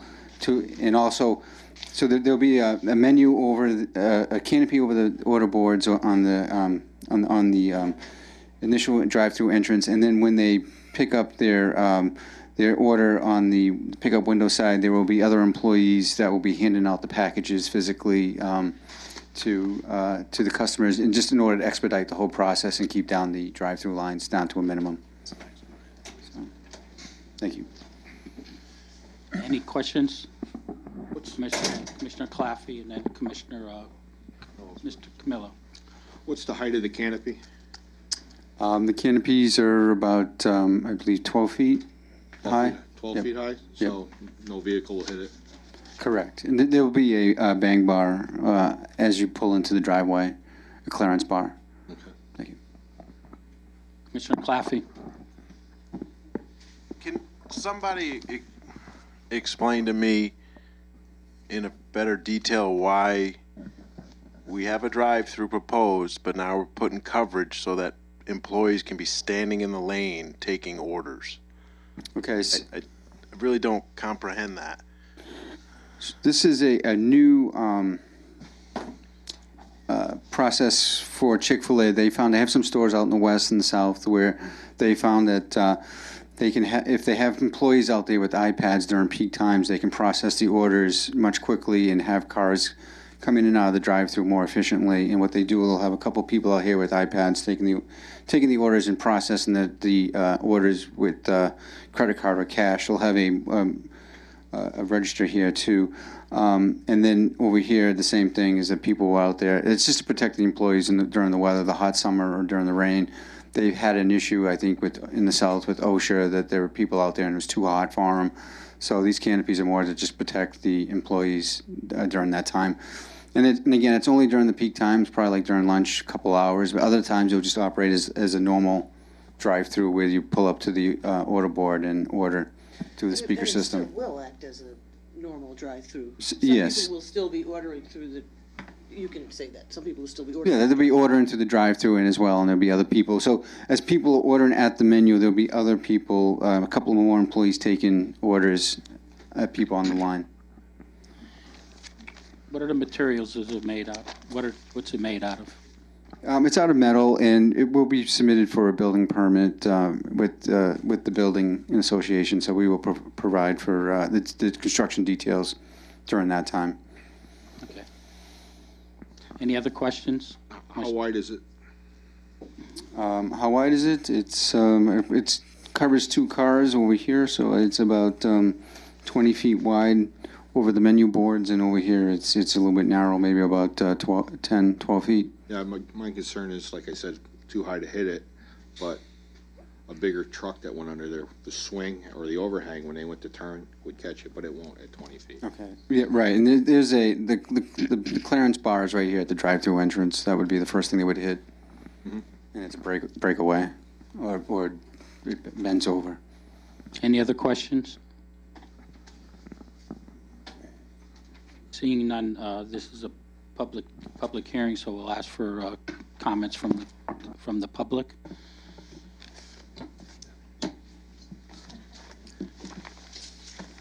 This is a modification for a special permit, so it requires a public hearing.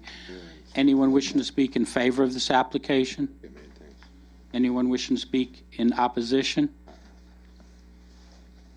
Okay, seeing none, what is the pleasure of the commission? Can I ask one other question? Sure. This is for the representatives from Chick-fil-A. Has there been a formal study by Chick-fil-A on how many people can get through with extra people standing there taking orders? My theory is, on other times, Mr. Chairman, that we've come through with approving drive-throughs, there's been concern with the backing up of traffic. And on some drive-throughs I've seen Chick-fil-A do, they, like, say the one in Wallingford on Route 5, I think it is, off the Merritt, the backup of traffic is minimal into the parking area for pedestrian safety. And this one, any backup like this one or West Hartford starts to back up into the parking lot for pedestrians. So, I mean, I think it maybe came up in another, I'm not going to name the business, another drive-through in Newington on the same street, that there were issues with trip counts and how many people can get through that parking lot without backing up the parking lots adjacent to it. I mean, I will just, and I will let Tony answer. Board. Is this still on? That's not. Yes. I might hit the button. You did. I could hear Back to this button right here. That one? Okay, yeah, that's on now. We both did the West Hartford one, and the drive-through there is probably one of the oddest drive-throughs you're ever going to see. That was because the town of West Hartford required that the building be right up on the street level, so there's no round circulation, and that was, quite frankly, the best we could do with the situation that we had. That's not what we have here, and then I will leave Tony to talk about the engineering stuff. Can I speak to you on that behalf? Because that's the one I attend and give my business to them. And I watch these people stand there, and I personally watch the cars back up even deeper into the BJ's parking lot, because you've got like 4 or 5 different people taking orders, and they back the cars up even worse than that. That's exactly where I'm hitting it at, is because I've seen these in action. I don't see them down in Wallingford standing out. I've only seen them in West Hartford standing out. There should be employees there during lunch. I'm not familiar with the Wallingford operations, and I didn't work on the Wallingford particularly, but West Hartford, yeah. So the West Hartford way, as you come into the site, as soon as you turn into the site, there's the entrance on the drive-through on the left. This is one-way circulation in front of the restaurant. So the queue, even if it did go on, it has plenty of extra length. It would go all the way down here towards the Outback restaurant. So this length is probably like double or triple the length of the drive-through lane, and much more than the West Hartford location. Now, with the West Hartford one, Chick-fil-A has blocked off the entry with cones every day. They have. So answer me that. Like, how do we prevent that here from when you guys get your approvals and then someone modifies it? Because in other locations, I see your point exactly. Like, it's not going to get backed up because you have probably 200 foot of space there. Right, and Doubled. What do you mean double?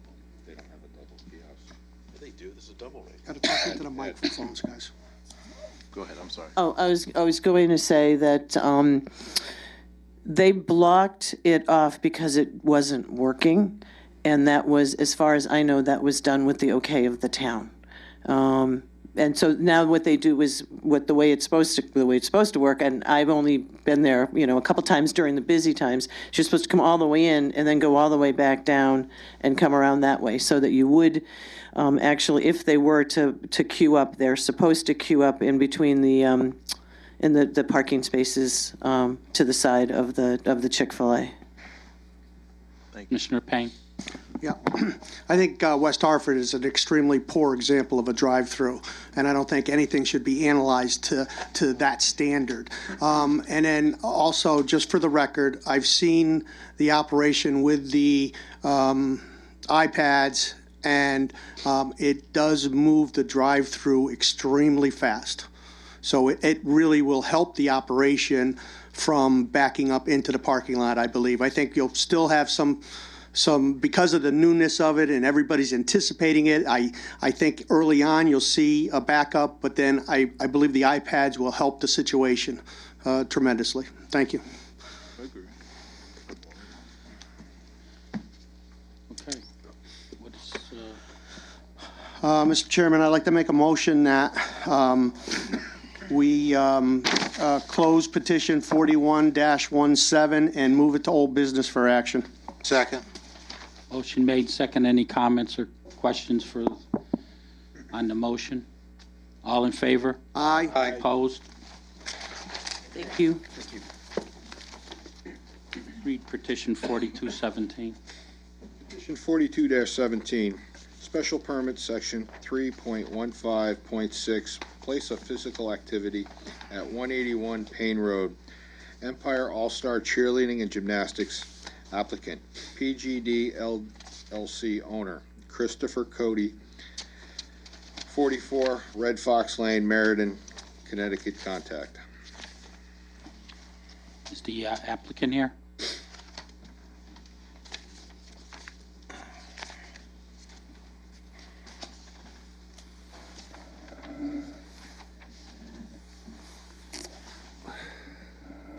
Good evening, everyone. My name is Christopher Cody. I am a gymnastics coach, cheerleading coach, and business owner. I have been a gymnast for 17 years. I have a business degree, business management. I'm not the greatest public speaker, so please bear with me. I've been a gymnastics coach for over 15 years. And about 3 years ago, my business partner, Ashley Martin, and myself started Empire All-Star Cheerleading and Gymnastics because we have a passion for teaching children life lessons. Over the course of the past 3 years, we've tripled in size, and that's what brings us to you today. We started our business renting the YWCA in New Britain, and after the last 3 years, we've outgrown that space. So we began to look for potential spaces to help us grow our business. And 181 Payne Road was the location that we found that would best suit what we need in order to keep expanding our business. That's basically all I have to say today. Thank you very much. Okay. Do we have a site plan for this? There's no site plan, but I do have an aerial photograph. Not that one, that's the aerial photograph. Sorry, let me back up. Those are the photographs of the facility. Yep.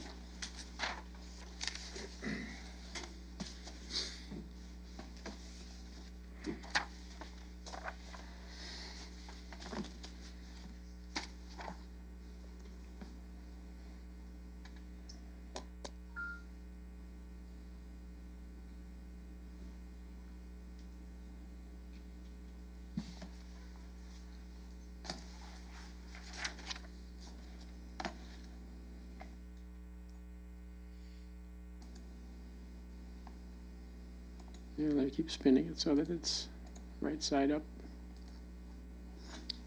Okay, that's the property. Okay.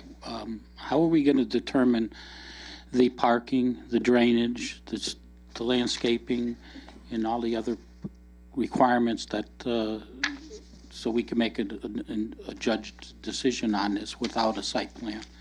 I mean, you have a question as far as the parking is concerned. How are we going to address that without a plan that shows the parking layout? How they're going to address the rear of the building that is not paved? There's a lot of issues here. We've contacted a business that says they can adequately meet the requirements of the parking spaces. They actually have not yet developed a plan, like an actual picture of how the parking spaces would go, but they could definitely adequately fit the at least 25 parking spaces in that area. Well, what we can do is I can work with the applicant to have them mock up this aerial photograph at a larger scale to show parking spaces, whatever number of parking spaces you want to represent where they would be. And if that then satisfies the commission, then the application could be approved with the condition that they hire a professional parking lot marker to do that. I think you got that backwards. I think we need to see a plan before the commission to determine whether we can't do it on the come. I mean, this is Commissioner Sobieski. Mr. Planner, can you tell me what was in that building before? I went by there and it said. I don't know. It was a welding Can I- shop, a body shop. It looks like there was some type of commercial operation, like a welding or whatever. I'm concerned about the outside property. Has that been remediated? Is there any contamination there? I mean, that's my concern here. I mean, I understand, I'd like to see the business to come in, but I certainly don't want to have a business come in and become a sick area, and that's what I'm concerned with. I mean, I know there was welding done in there, and I believe somebody told me it might have been auto repair there years ago. Maybe Commissioner Payne can reflect on that. But, we want to make sure that property is clear. We had a similar application a couple of years ago, I believe, for the Fafner building, and we had the same thing. It was a bounce-about that wanted to go in, and we were concerned about the tetrachlorogen or something like that was being pumped around. And I don't want to have anything open up where there's any type of issues like that, health issues, or maybe potentially down the road. Thank you. There's evidence of some type of remediation of environmental problems on the piece of property. There's a tank that's outside that we don't know if that was a recyclable oil tank. We see there's pipes coming out of the ground, testing well type pipes. We don't know if the piece of property was ever cleaned up environmentally. And then we have the issue with the parking. We have to see a plan, because if you're going to pave, our regulations require paved parking. So if you're going to pave the back lot, then we'd like to know how you're going to handle the drainage. We're not going to sheet flow it back into a Payne Road. There's going to be some engineering involved for the drainage. We want to see the lighting plan. We want to see a landscaping plan. We want to see how you're going to fix the building up to change it from a heavy industrial use to your type of an operation. Commissioner Sobieski brings up a very good point about, this is an operation where you're going to have children inside the building. If you're leaching chemical smells and stuff inside to the building, it's not going to be conducive for the children either. So we have to make sure that the safety and welfare of your tenants. It's not like you're putting in a welding shop, or it was an old. We know the history of the piece of property. It was always a heavy industrial use. It was originally Buccieri's Trucking Company. Then it was Connecticut, I believe, an auto auction with repair and auto repairs. Then the latest was a welding operation. You have any other comments about the There was only one question where Stanley referenced me. Maybe he could ask that question again. Yes, Commissioner Payne, I was asking if you could remember what was in there. I mean, I knew about the welding and the auto, but I thought there was some others. There was a body shop in there. Okay, and that's all that was in there? A body and paint, basically. All right, thank you.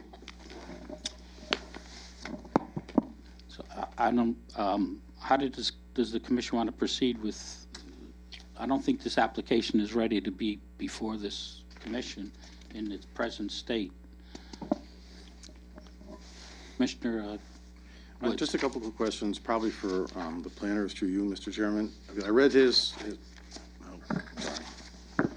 his comments, and it seemed like the only issue that he had is parking that he was addressing. So does this application require a site plan to be filed for it, or? It doesn't require a site plan, but because it is a special permit activity, the commission has the right to ask for additional information to make sure that this use is appropriate for that neighborhood, for this particular use in the neighborhood. If this were an as-of-right use, the commission probably couldn't ask for all these things, but because it's a special permit, they do have the right to ask for this information. I mean, I think it's a fair point to bring up that the commission at least needs to see where the parking is going to be placed. And the light, and the environmental use. How they come up with the required parking spaces and the light. And it probably isn't the most attractive building as a drive-by. So if something could be done there, it would probably be nice if, in fact, the commission was able to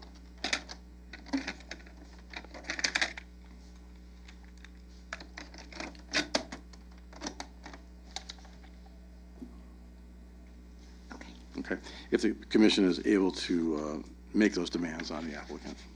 So I have no problem with keeping this open. I'm assuming that's where we're going with this. I have to ask the planner how we proceed when we don't feel that the application is ready to be before the commission.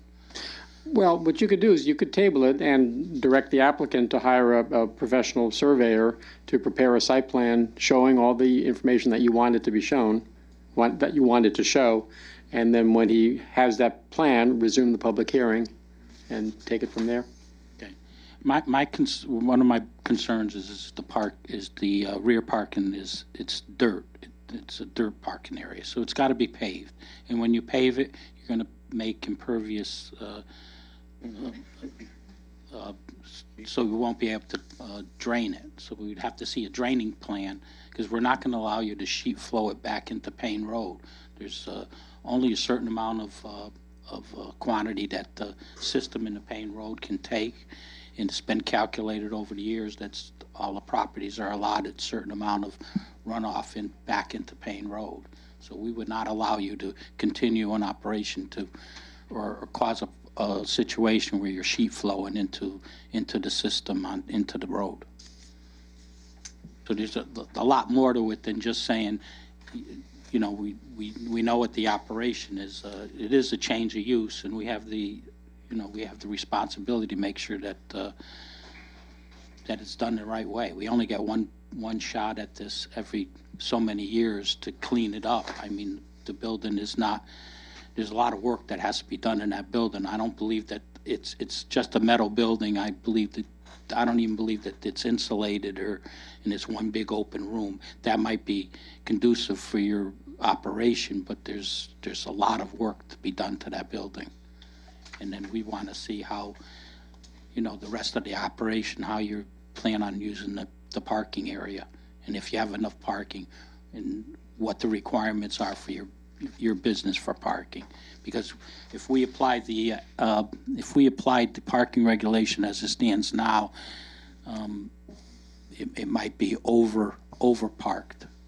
So we'd work with you on the parking based on your operation, because there's really not a clear-cut definitive way to determine parking for an entertainment type business. So with that, Mr. Chairman, I think the building is insulated unless some of it got removed. What's the hours of the operation going to be? Maybe I missed that. At the beginning, when we first start, it would be 3 p.m. to 8 p.m. Okay.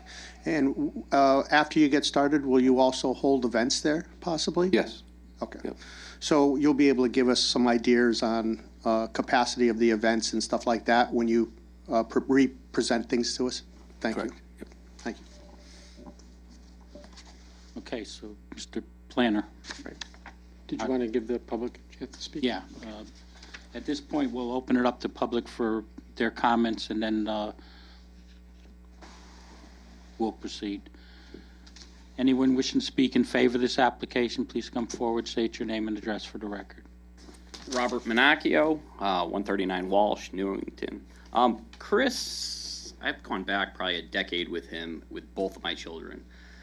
He's actually very proudly to say that he prepped my younger daughter for the town of Newington to go to nationals last week. We're, it's pretty proud that town of Newington, little town of Newington, came in 3rd place. He's one of the driving factors to that. His YWCA operation, it's a drop-off pickup. People don't park. You're just there, you kind of swoon the parking lot, you pick up your kid, and you're gone. So I don't, the commission has to work on what they need for parking, but it's not a heavily parked area. It's mainly children. It'll be after school to evening hours. He does a really good job. He cares deeply for these children. And I have no problem leaving my kids there. And I'm pretty particular with my kids. I hope you can move forward and give him everything he needs and backing and support. And we also need more businesses in the town to pay more taxes. I'm a big proponent of paying taxes. Thank you very much. You're welcome. Anyone else wishing to speak in favor of the applicant? Hello again.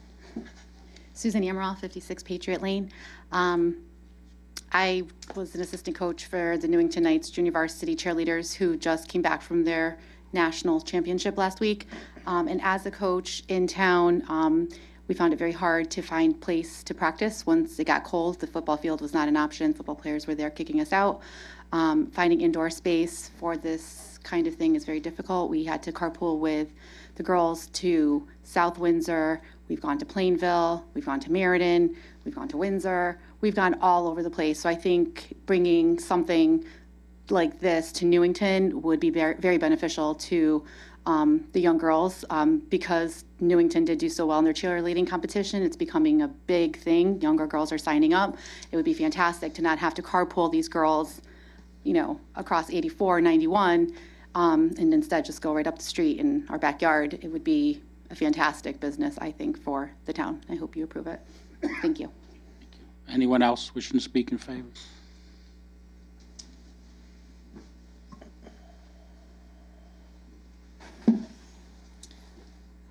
Good evening. My name is Melissa Cook. I live at 35 Amadon Avenue in Newington, Connecticut.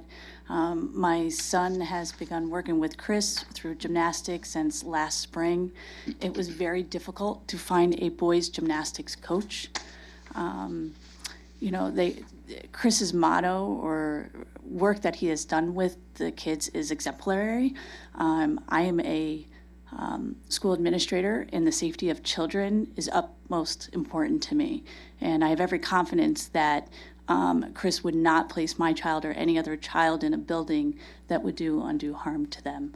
I look at him as not just building my son's athletic ability, but his social emotional functioning has always been the first and foremost. He talks about the 3 R's: respect for his team, respect for the gym, and respect for his coaches. And I've watched my son's respect for himself grow.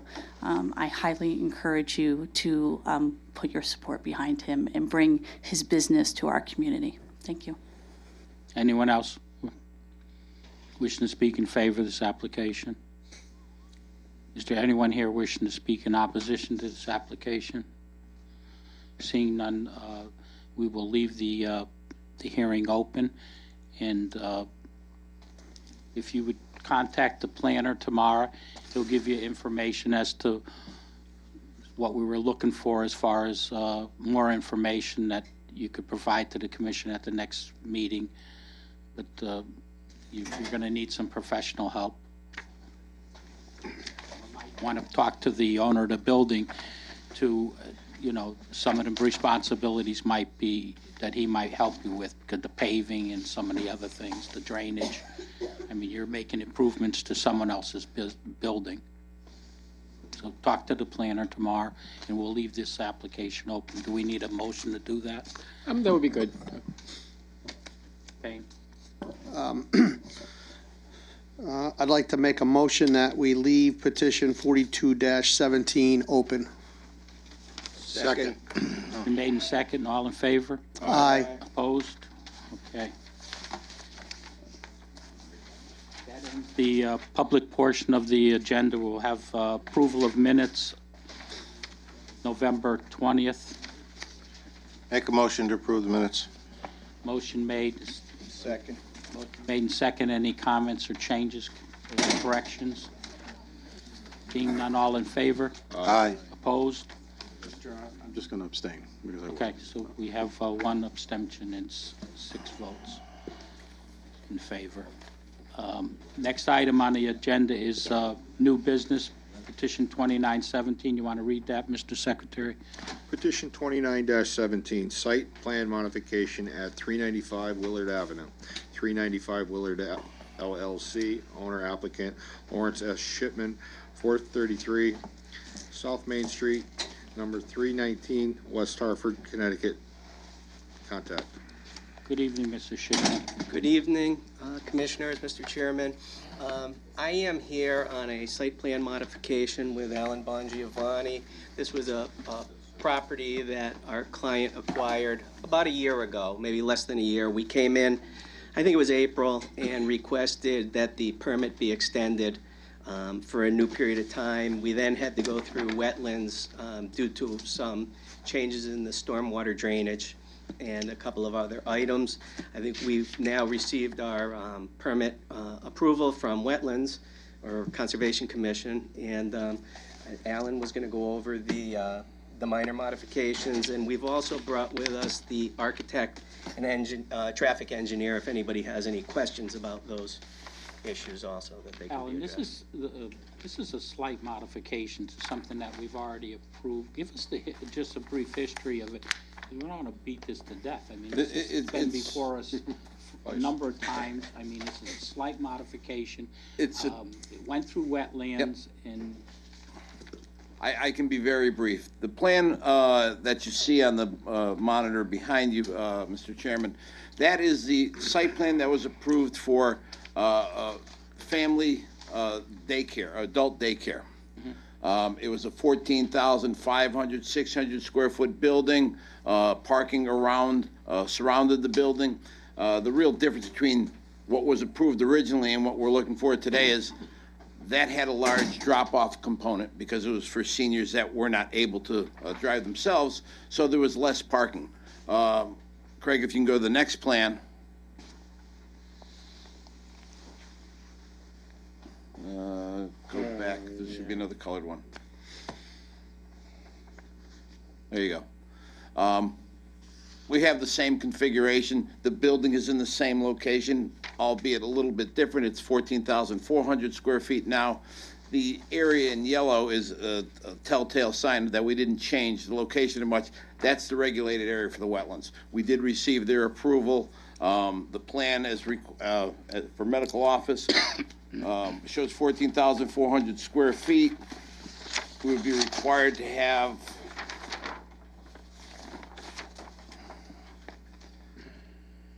87 parking spaces. As shown, we've proposed 97 just because we know the nature of the beast. Medical office does require, at times, a little more parking. That's it in a nutshell. That's the changes, basically, That's in the the changes. parking because of the elimination of the drop-off. Yep. You were getting less parking because you were dropping patients off, and now it's a situation where they're walking in. Yes. So you need more parking. So that is the modification. Yes. And this has been an approved plan from the past. Originally approved in 2008, re-approved in April of this year. By both Wetlands Conservation and Planning and Zoning, reapproved by Conservation and Wetlands last month. Okay. Any questions for the applicant or Commissioner Sobieski? Alan, you've got the wrong route down here. It should be Route 173, not 176. 176 is Main Street. My apologies.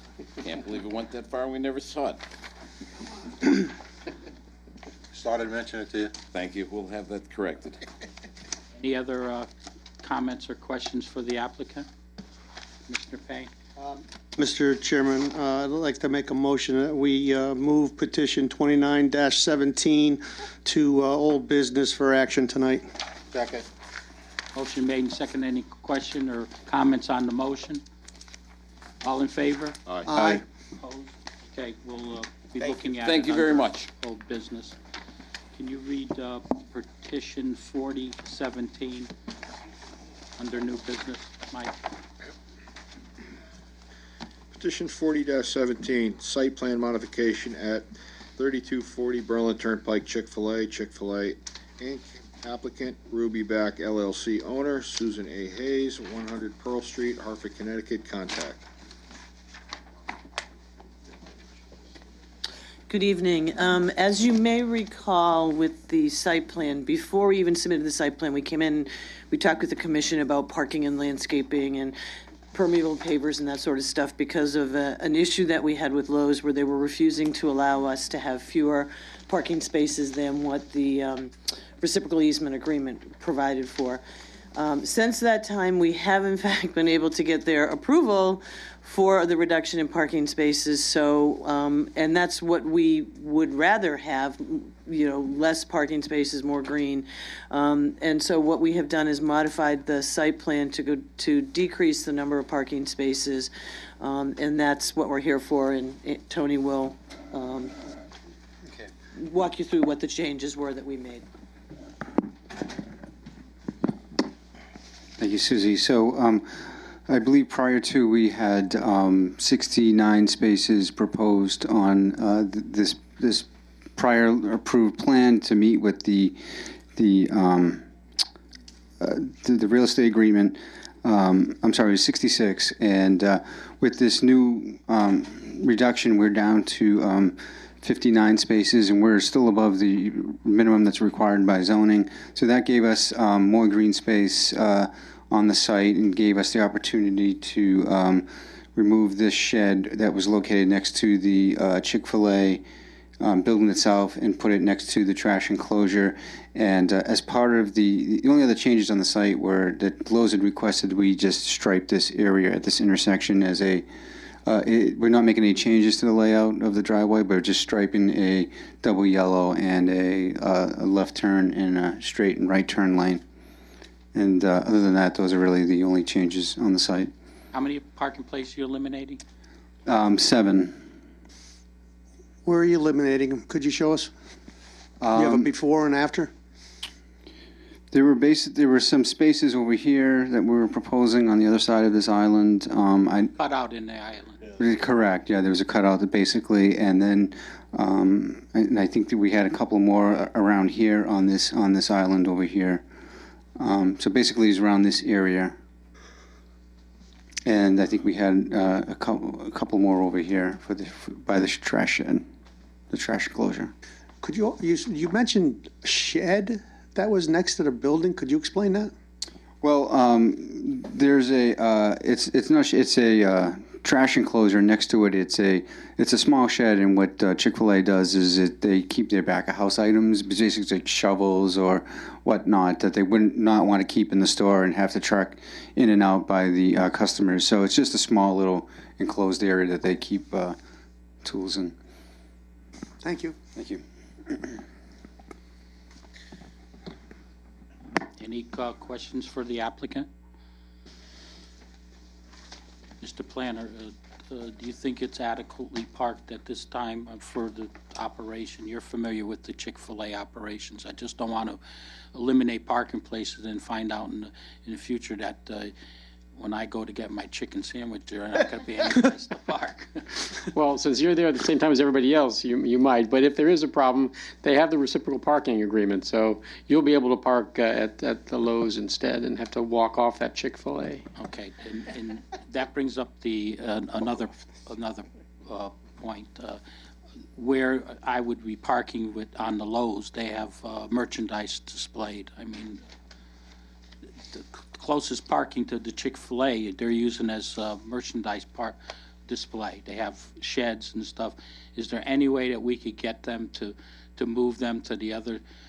I mean, they're not even really supposed to be allowed to use their parking places for that type of operation. We haven't come down on them that hard in the past, but if we're going to be required at some point to use shared parking, then that would be the closest parking that we would be. Have you had any conversation, or you ever thought of that? We have not had any conversations with them about that. We were sort of stepping lightly as going through the process. We could certainly bring it up, because I know part of their issues were, the concern of people at Chick-fil-A and the people at Azteca and maybe IHOP sort of taking what they consider to be their good spaces.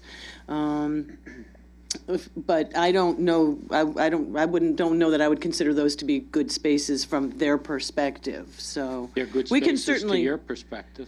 They're good spaces from us. Yeah. They're good spaces for us. Yeah.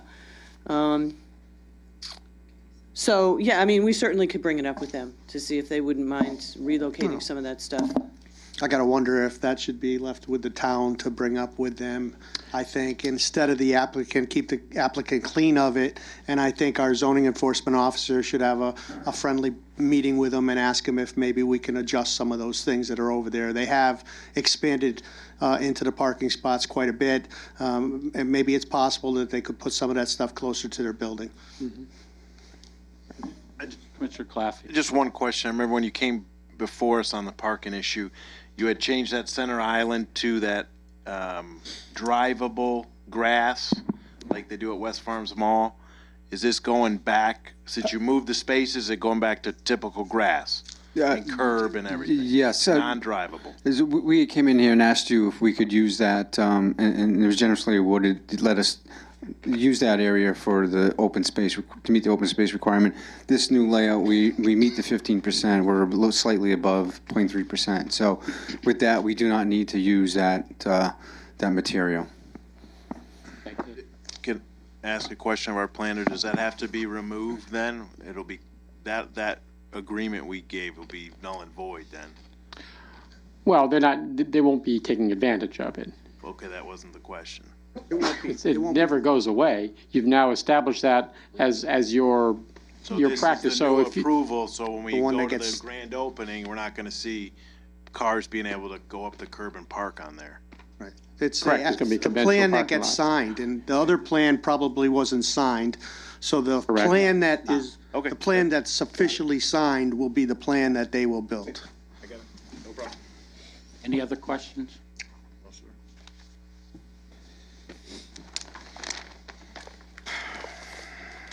What do you want to do with this? Chick-fil-A?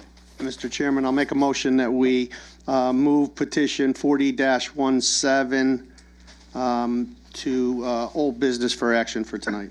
Second. Motion made and second. Any comments, any questions? All in favor? Aye. Okay. So we'll Thank take you. that to old business also. Something else to old business. No, we have the communications. Okay. Oh, well, actually, yes, we have a couple of old business, but we can go through the ones that are already on the agenda. Which one? 2917 was moved to old business, Yeah, and then, okay, and then and 40. 4017. And that's it, right? Okay. Yeah, 41. Right. So we're into old business petition 3717. You want to read that, Mike? Old business 37-17, zoning text amendment, section 4.4.8, prohibition on principal building within 50 feet of wetland or watercourse, TPZ applicant.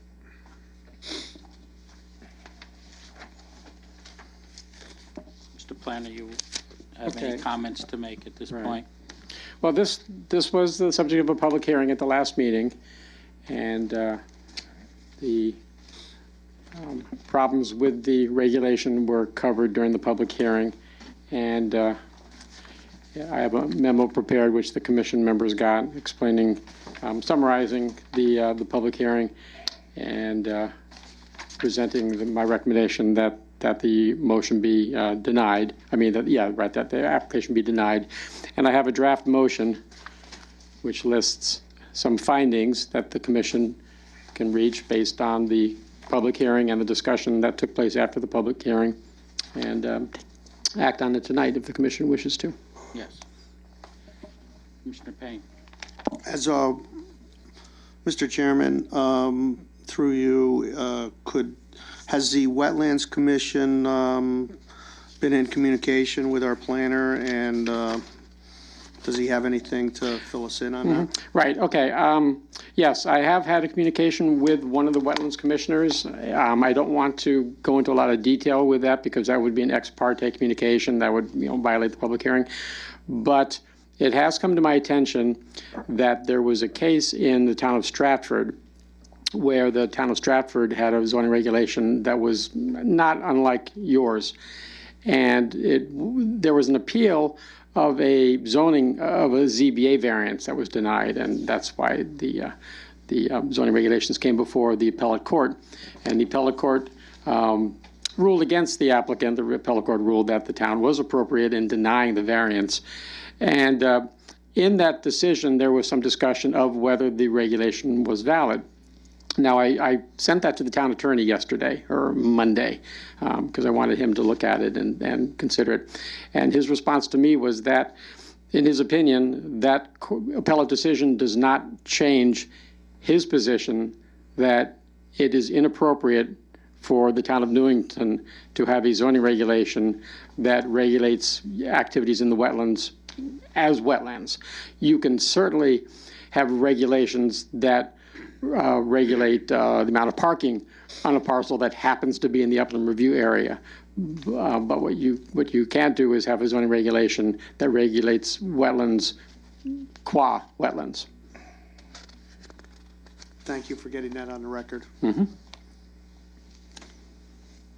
Okay, you want to read the motion, Mr. Payne?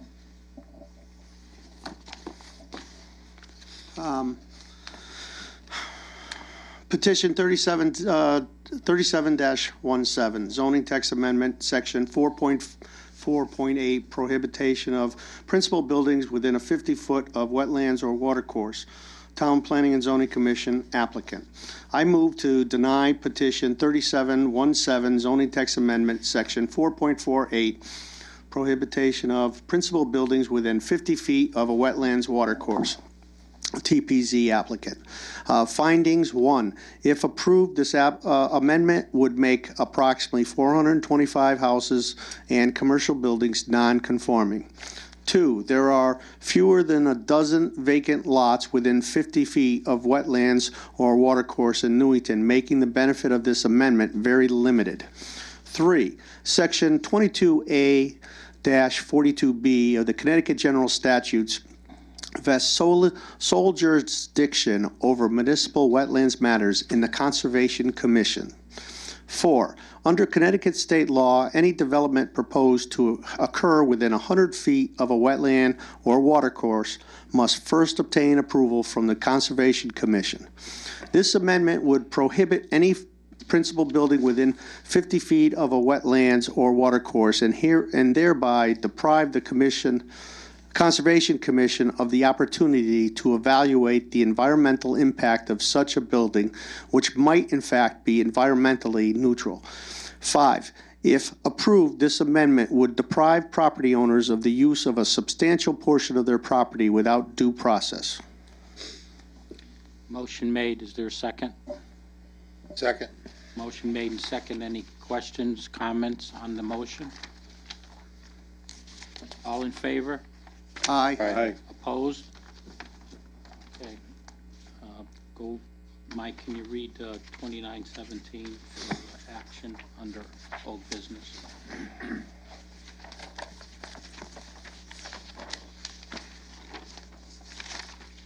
You don't have a motion for that, do you? I'm sorry, I was distracted. Number 2, yes, I do have a motion for that. I was looking for the Newington Ridge, because isn't that also on the agenda? Yeah, it's on Okay. here, but it says. It's further down? Okay. B, so we'll take that up next.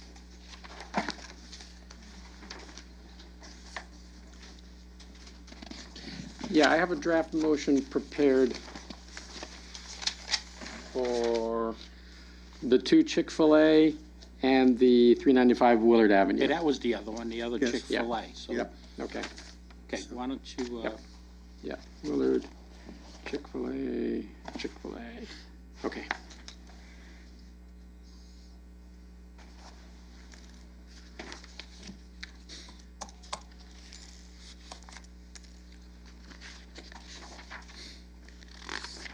Thank you.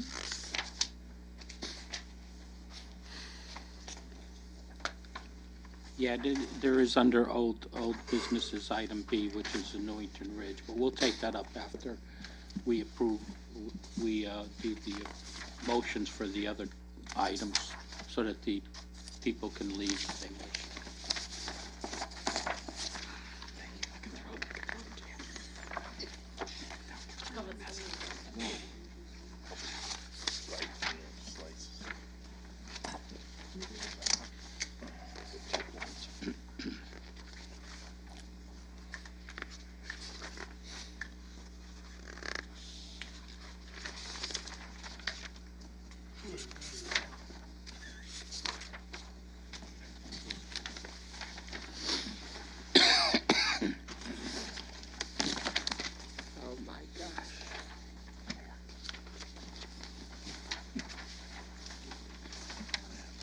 Mike, why don't you do 2917 first?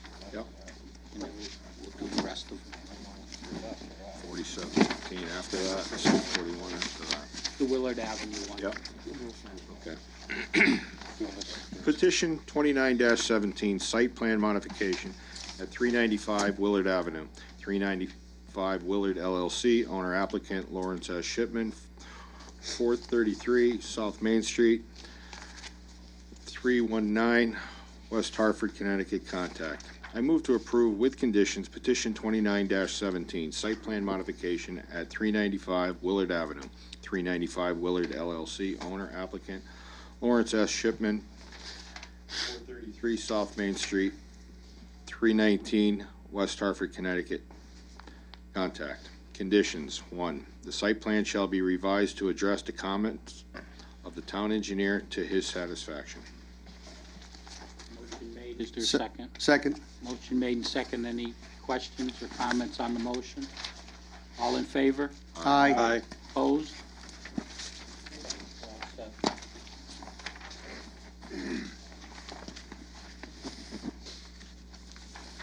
4017, Mike, Chick-fil-A, Petition 40-17, site plan modification at 3240 Berlin Turnpike, Chick-fil-A, Inc., applicant Rubyback LLC, owner Susan A. Hayes, 100 Pearl Street, Hartford, Connecticut. Contact. I move to approve with conditions petition 40-17, site plan modification at 3240 Berlin Turnpike, Chick-fil-A, Inc., applicant Rubyback LLC, owner Susan A. Hayes, 100 Pearl Street, Hartford, Connecticut. Contact. Conditions. 1. The site plan shall be revised to address the comments of the town engineer to his satisfaction. Second. motion made and second, any comments on the motion? All in favor? Aye. Opposed? Okay, can you read petition 4117? Mike? Petition 41-17, modification to special permit 25-17, section 3.15.4, drive-through restaurant, 3240 Berlin Turnpike, Chick-fil-A, Inc., applicant Rubyback LLC, owner Susan A. Hayes, 100 Pearl Street, Hartford, Connecticut. Contact.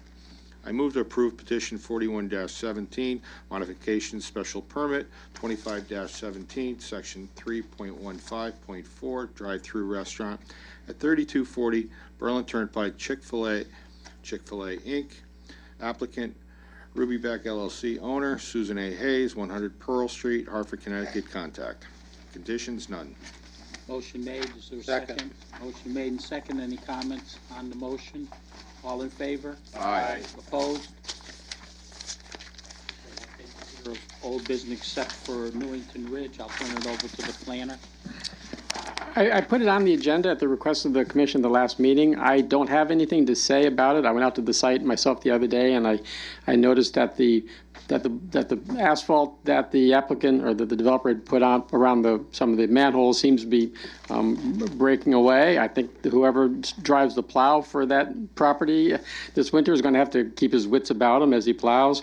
But the property is draining. I went to the end of the cul-de-sac. It is draining, which was the main concern. So I don't have anything to report other than what I just said, but it's on the agenda if the commissioners have any comments. I know the representative of the Homeowners Association is in the audience, so that's all I have, Mr. Chairman.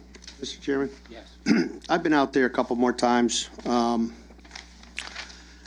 I've noticed, and it was also pointed out to me, and I did notice, there's a severe drainage problem between the first house and the second house on the right-hand side as you go down the street.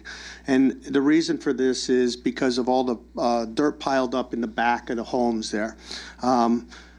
I believe it can be corrected, and I think it needs to be corrected before the winter. The ground's not completely frozen right now, and I'd like the planner to get a hold of the developer, and I'd like to meet him out there so that we could get this addressed, because the first house is going to have massive flooding if something is not done. I also was pointed out from several different neighbors over there that they were in communication with the town for months about this. And I'm a little unclear on what happened and who dropped the ball and why this just got thrown into our lap. And so I would like more information on all correspondence that this development had with any staff members of the town. Mr. Planner? Well, okay, that calls for a detailed answer, so I will have a report for you at the next meeting.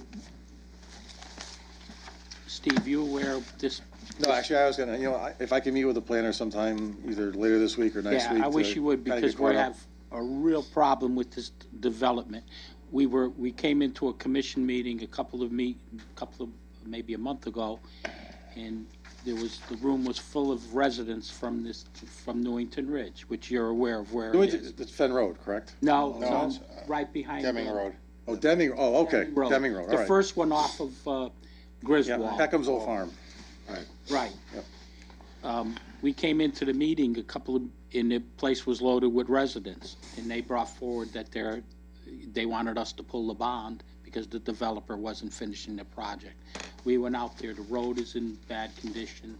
We've had them do some work before the winter, but it'd be good if you got up to speed on it, even if you talked to Dominic, could bring you up to speed. 'Cause We could he's take a been drive out there if you want. Maybe you and Dom can go out there and you take a look at the situation behind the first two houses with the big mound of hill with the dirt, and maybe between the two of you could come up with some kind of a solution to what we should be doing. Okay. Mr. Sobieski. Along with the same venue that Commissioner Payne was talking about, the first house, if you go halfway down, there's a 9-foot drop straight down to there. That needs to be addressed.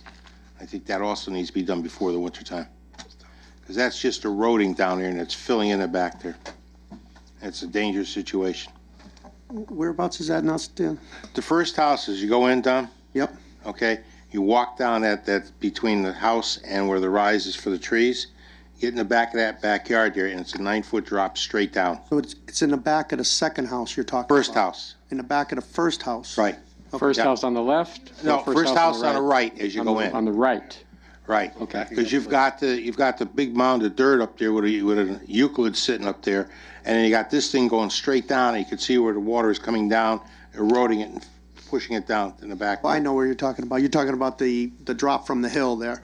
Yeah, there's not much you can do about that. No, between the house and the trees here. If you go straight down next to this house, all right. That would fall onto the second lot, because in the back of the second lot, then it drops down. So not the first house, but the second lot, then it drops down in the back corner. I think that's where you're talking about.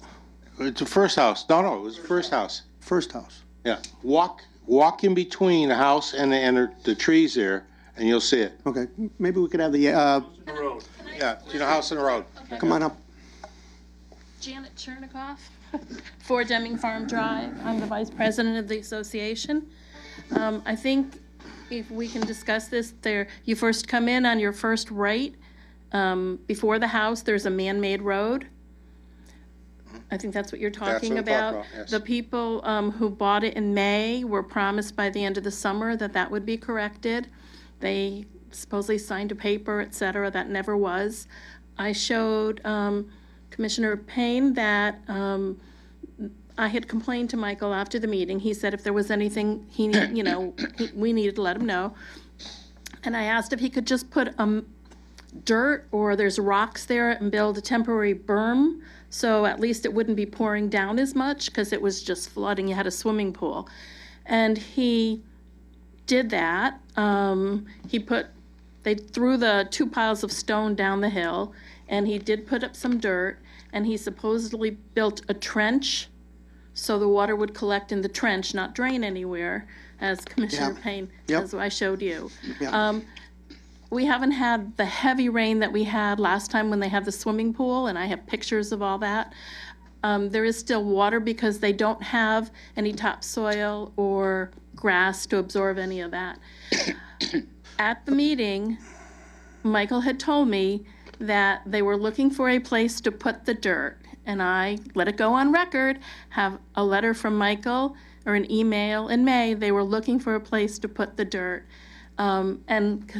and the dirt is still there. And he said in 2 weeks he'd get back to me, and I have not heard. Okay, yeah, that's the exact same problem I recall. Right. And he's trying to divert the water and have it flow towards the road instead, and water won't flow uphill. And so what I think we need to do is, and I can, maybe Commissioner Woods will go over there with me, but I think what we need to do is let the water, the dirt's going to stay there for temporary means. We need to let the water flow behind the 2 houses, but the problem is the first house is lower than the second house. So we need to get that water down past the second house and out to the wetlands area. And the second house, for the record, is my house. Yes. So I'm more than willing to cooperate with anybody. And if you want to come over and see, please give me a call. Yep. Has the developer been out there lately? No. I want to address let's address the repairs that he did to the asphalt. If it's already failing and we've only had 1 snowstorm, then something's not kosher there.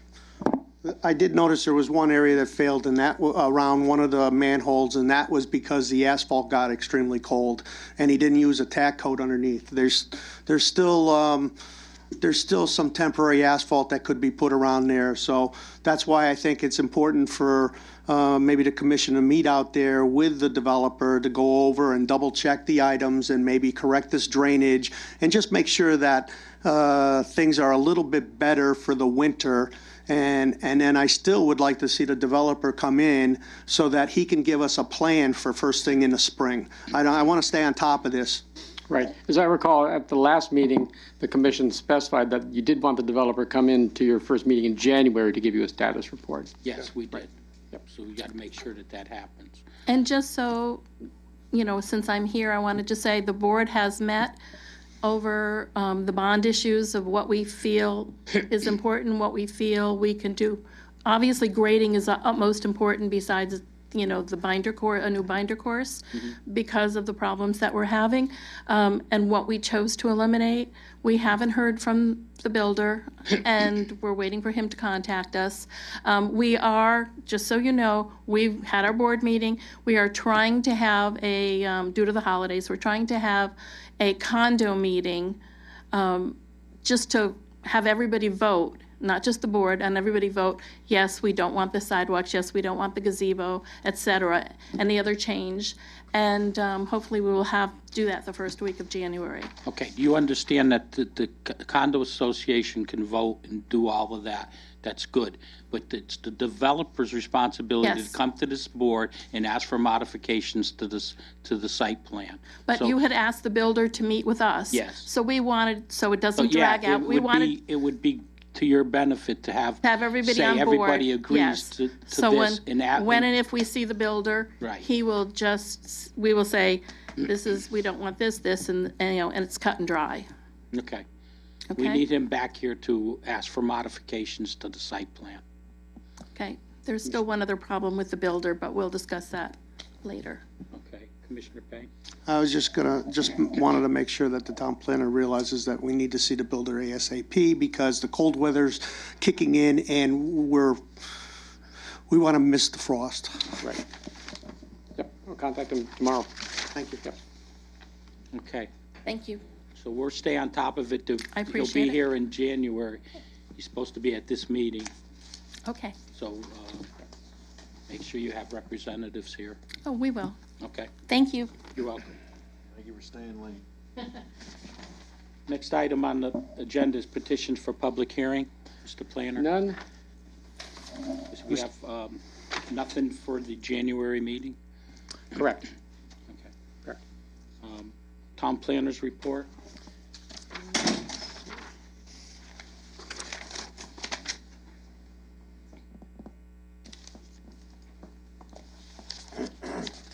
Oh, you wanted to talk about, communicate, do we miss communications? No, that's Just later? Okay, good, thanks. All right. Okay, in my report to you, I suggested a number of sections of the zoning regulations that the commission might want to consider looking at.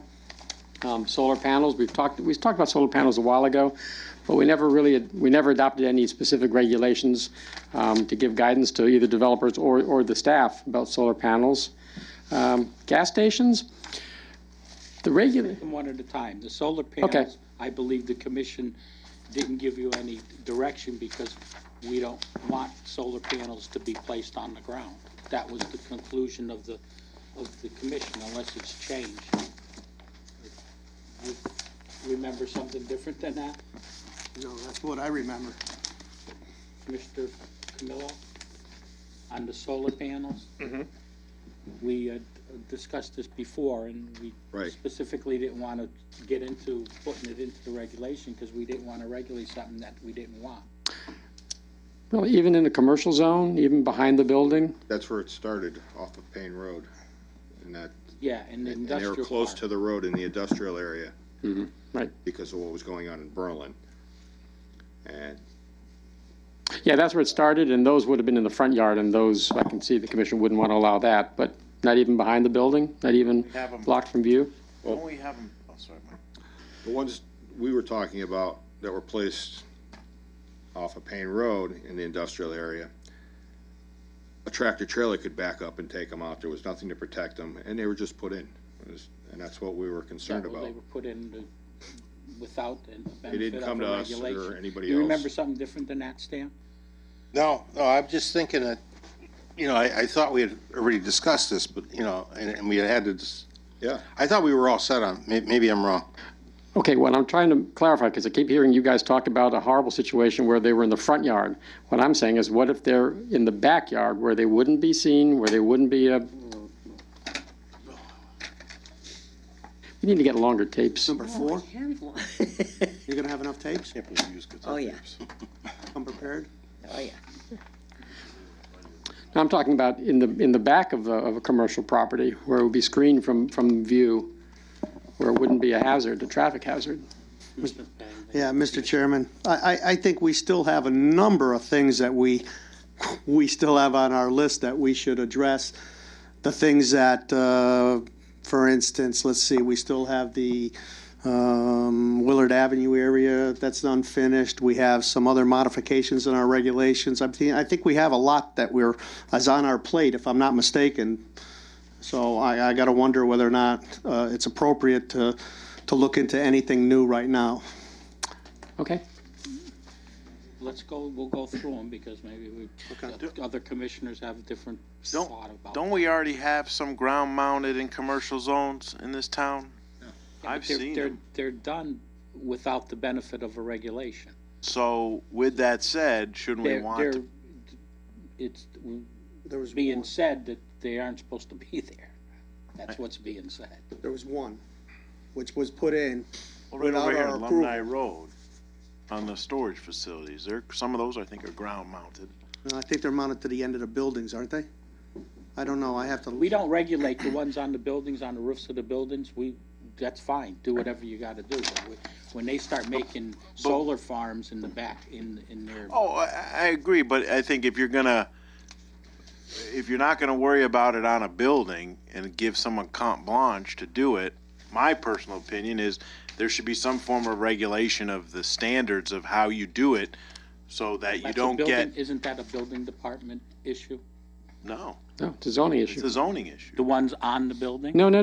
No, he said the ones that are freestanding. Well, and if you don't have any regulation, what is to stop someone from They're putting not them in? allowed. One was put in without our permission, and it was done by mistake. They're not allowed on the ground, they're only allowed on buildings.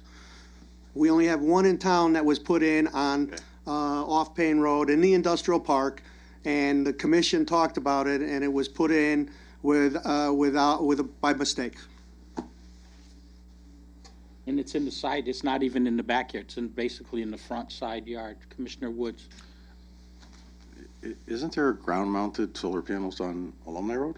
That's what I'm speaking of. Not supposed to be. Public store, I just drove by If not there- the other day if- coming if there- through. I'll I have believe to- there's a good-sized solar array there. If there is, I then don't the believe they're building, on- yeah, I don't if believe there they're on is, the then building. if there is, then the building department didn't act properly, They're and the at- planning they're- I department, think I because believe they're not yeah. allowed. I believe they're in between the skating rink Yeah. and the. in the public storage facility. Public storage facility. Right. That open lot is now, I could be wrong.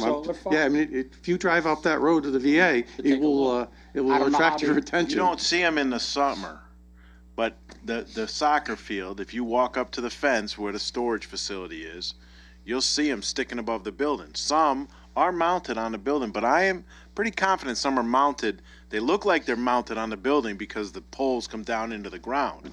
Because that is what's back feeding the heat and air for those units. They're back feeding it in.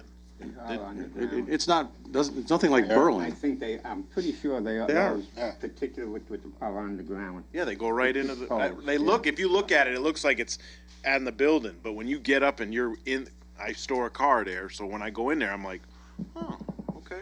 Maybe we could ask either the planner or. So my point being is, if it's not a regulation, we may want to at least consider some language. At least look into it, because this has been going on for a while. Precipitated us not to get overly, to look at this was the ones that they put in Berlin on Yeah. Emhart. I mean, we looked at that, and the planner had a friend over there in the planning department. We got him to put up some trees to block them. That someday they're going to block them a little bit, but that's a farm there. There's got to be thousands, and we didn't want that same situation. But maybe I don't know. Steve? Lack of a regulation means it's not allowed? This is a permissive regulation. If it doesn't say it in the book, then it's not allowed. If it says it in the book, then it's allowed. That's the way our regulations should be read. Am I correct? Or no? Yes. You're correct, but it's not quite that simple. I simply. Because there are gray areas, and I use the example of a doghouse. The zoning regulations don't say you can have a doghouse, but of course you can have a doghouse. So if the regulations, and when it's a gray area like a solar panel, which are very common, lots of people have them all over the world. If our regulations don't say yes or no, the building inspector doesn't know, and the building inspector says, sure, I'll sign off on the building permit because it meets all the regulations. He doesn't know that they're not allowed because the regulations don't say one way or the other whether they're allowed or not. And he should know that our regulations are based on the fact that if it's not stated in our regulations, it's not allowed. And maybe the planner should have informed them on that procedure, but well, maybe there's better communication needs to be. Maybe we need better communication, because anything that's attached to the ground that's a solar panel is not allowed because it's not stated in our regulation. It's that simple. I respectfully disagree. Well, I don't agree with what you're saying. Yes. Because our regulations have been around a long time, and unless they state what is allowed, it's not allowed. Where's the gutters? It's not as simple as a doghouse. Okay, because a doghouse, I wouldn't consider that a structure. Well, it is. No, it's not. It meets our definition of structure. It's Well, your definition of a structure, I never agreed with. Well, that's your prerogative. Dominic, how about a treehouse? I don't think you want to go there. Because there are towns that regulate tree houses and they get lots of grief for Have it. you gotten anybody come in and ask for solar panels in the commercial zone? No. Okay. No. When you start getting some people coming in and asking, then we'll look at it. Do you- It's just like the chicken ordinance. We don't want to look at that either. Do you think maybe that it would be a good opportunity? You would have thought that it would have been a good opportunity after the problem just off Payne Road in the industrial park, that some communication would have got to the building department that this commission doesn't allow that type of solar panels. So do you think maybe it would be a good idea to tell the building department that as of now, there's no regulation for that, so that we don't see more of them? Yes. Okay, I got to take a ride out to Alumni Road. I could be wrong, but No, you're probably not. No, they're on the end of the building monitoring the ground. They probably did them in the summer when no one knew what was going on. It was last year. They've been there a long time. They've been there a long time. Yeah. As long as I've lived back in Newington. Okay, go into the 4 next years, one. 5 We'll years. go through these real quick. The Okay. gas station. Yeah, gas stations. Everybody knows gas stations nowadays are really convenience stores that sell gasoline. And a convenience store is a retail use.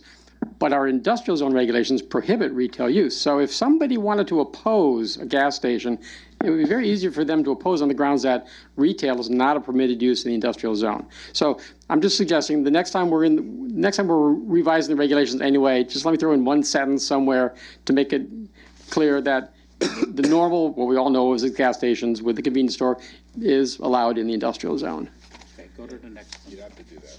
Yeah. Parking regulations. Okay, we've talked about this different ways over the years. Our regulations, we have like about a half dozen categories in broad areas, but we combine too many uses that really aren't similar, and we use this like one size fits all. So and this is a bigger issue than just a quick fix, but we really do need to have more sophisticated parking regulations.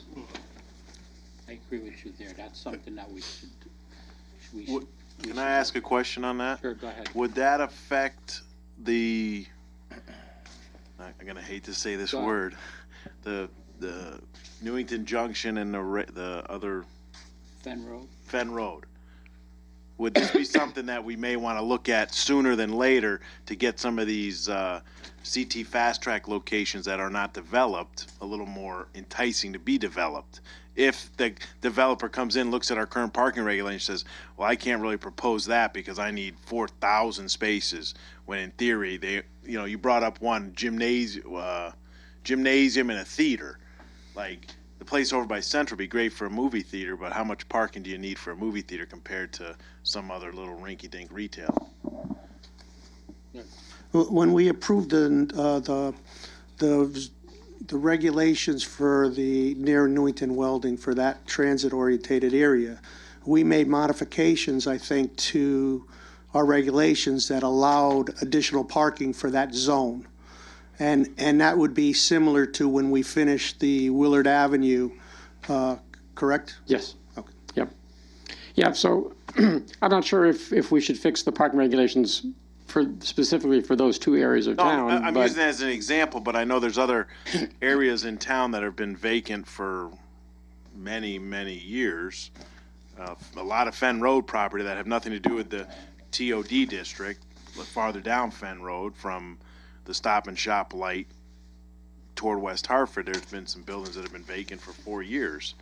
And if there's a certain parking regulation, is it something that may help a future developer come in if we start to modify it, like we did, like Commissioner said, like we did for the TODs? Mm-hmm. Yeah. I mean, is it?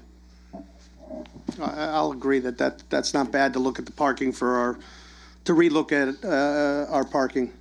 It's not a bad idea. Not just so specific, not just for those specific, I use the TODs as an example, not for those specific locations.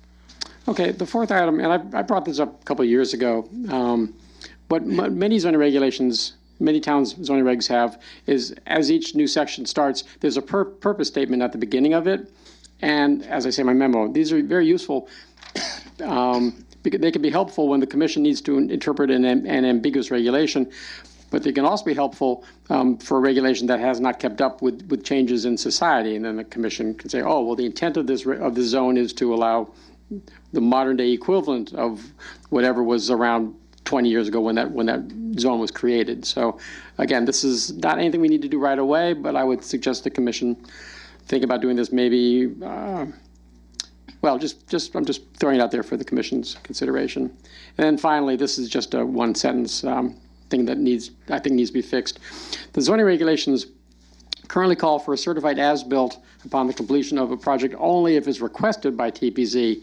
And this has led to complaints that we don't always require it. And I think we should. We need to have plans on file in the engineering department when the project is done, because very often there are field changes that are made, which are fine, no problem with that. It didn't need to come back to the commission because it was trivial.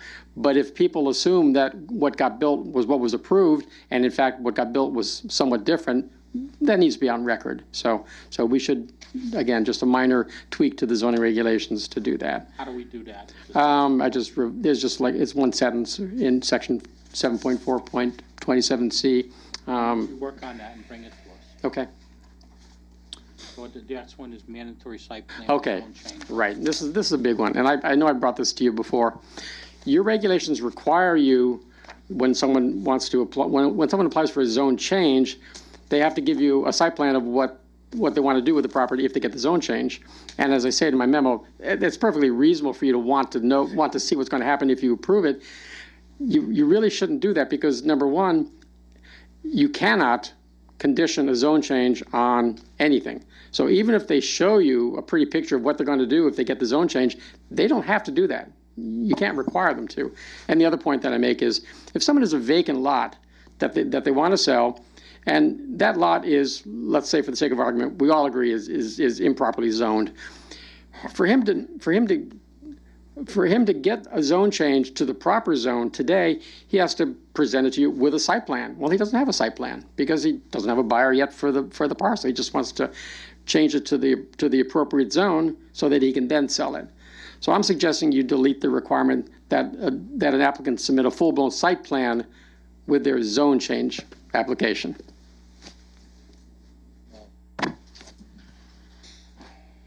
We've always had them in conjunction with each other. We've run them with the zone change along with the site plan in conjunction. Right, because you've never had any well, that's the word I'm looking for. It's because it's what it is. It's because your rules prohibit someone from coming to you for a zone change without a site plan. There may have been people, there probably have been property owners over the years who would have loved to have been able to get a zone change and then market the property with the proper zoning, but they can't. They can't come to you.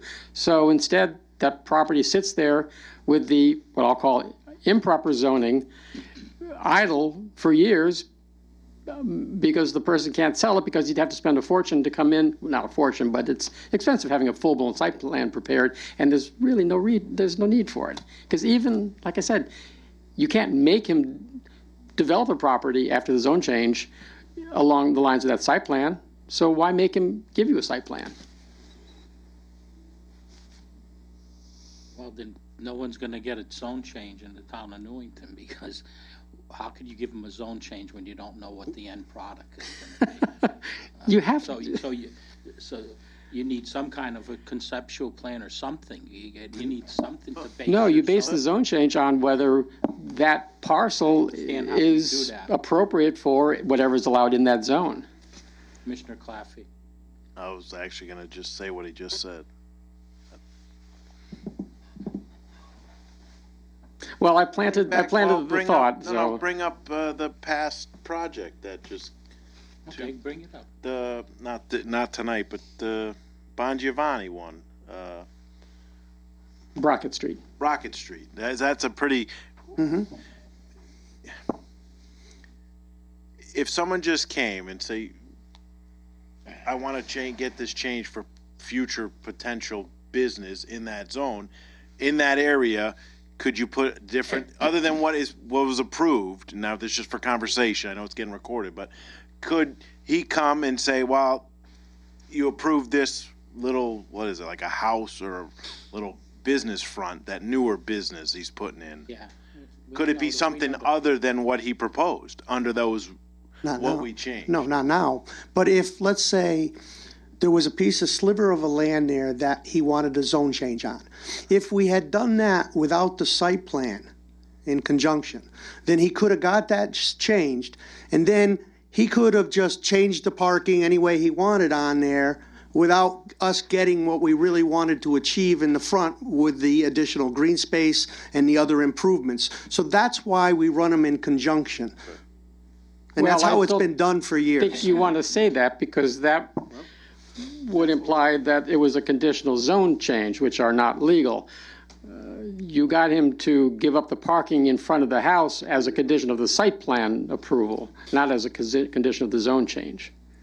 What I'm saying is, what I'm looking at is, if, give me a vacant building or a vacant lot that's commercially zoned and with, I use Fenn Road because I come down from Route 9 and I always look at that building that's been vacant. I don't know what it's zoned, on the corner of Fenn and Holly Street. Isn't that Holly Drive? Yeah. So say someone came to that corner, was that one-story metal building? Yeah, that's a redevelopment, so that's another thing. Most of our property is not vacant. I'm sorry, Anthony, go ahead. They just came to us for that. You can't just piggy it, and I think that's what you're getting at is, if a developer comes for a zone change, it could be for a multitude of structures, things. I don't want to say businesses, because it could be, someone could want to rezone an area for a indoor athletic facility over there, let's say. Or, prime example, the Elmwood Weldon site's a good one. Say if a developer came in and said, okay, it's industrial now, but I want to rezone it for residential because it abuts residential properties, I think on almost 3 sides or 2 sides. And then he comes and they get the zone change to residential.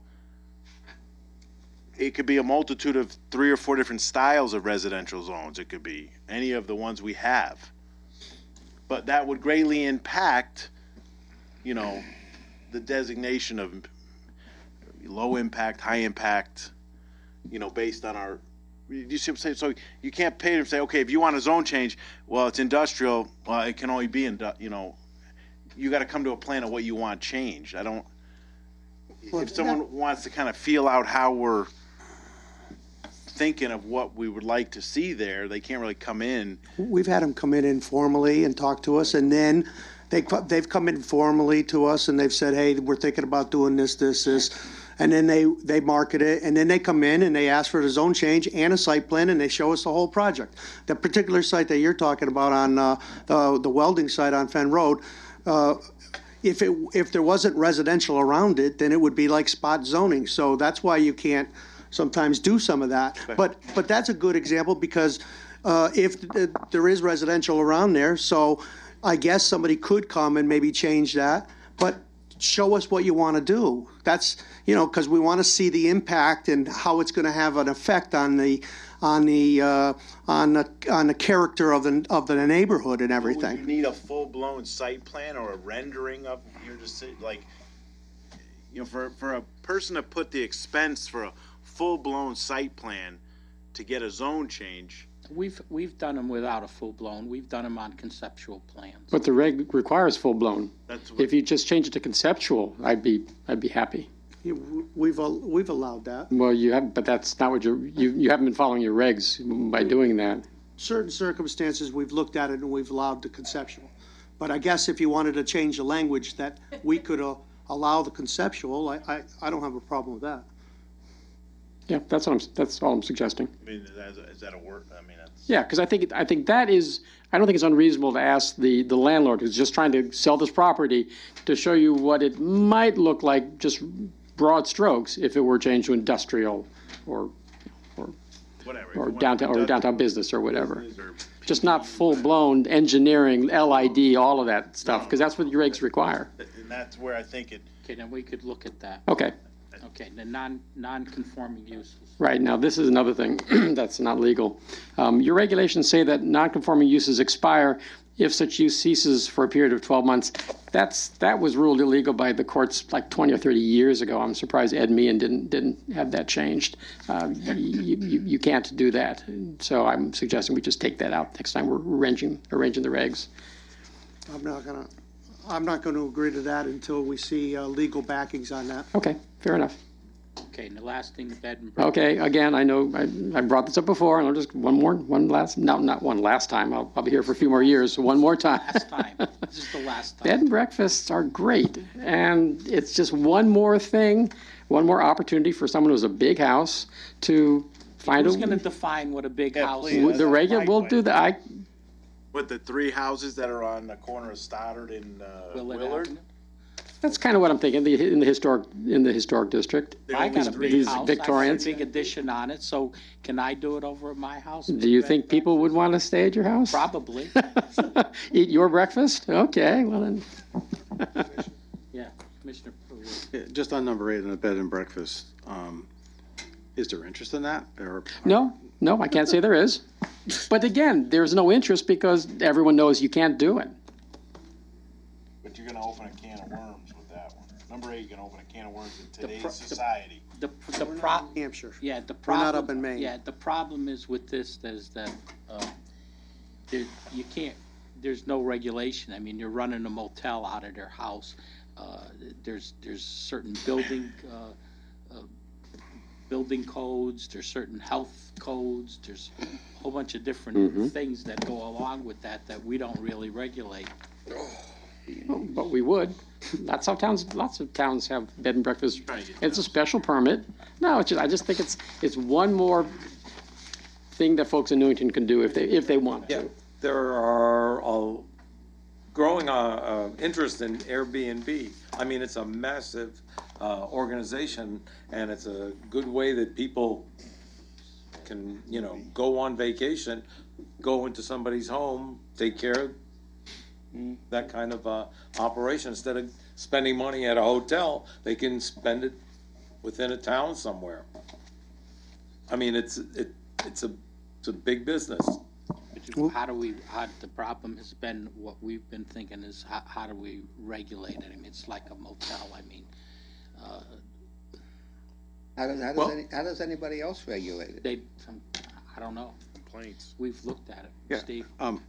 I think it's probably going on already. I don't know to what degree, but there probably is some going on already. So I think the planner might have maybe try to get ahead of it to try to see if we could get regulations in place. I don't know if you can, and I don't know that it fits our community, but it might be worth, and I'm not saying we have to look at this today or tomorrow, but at least just take a look at it.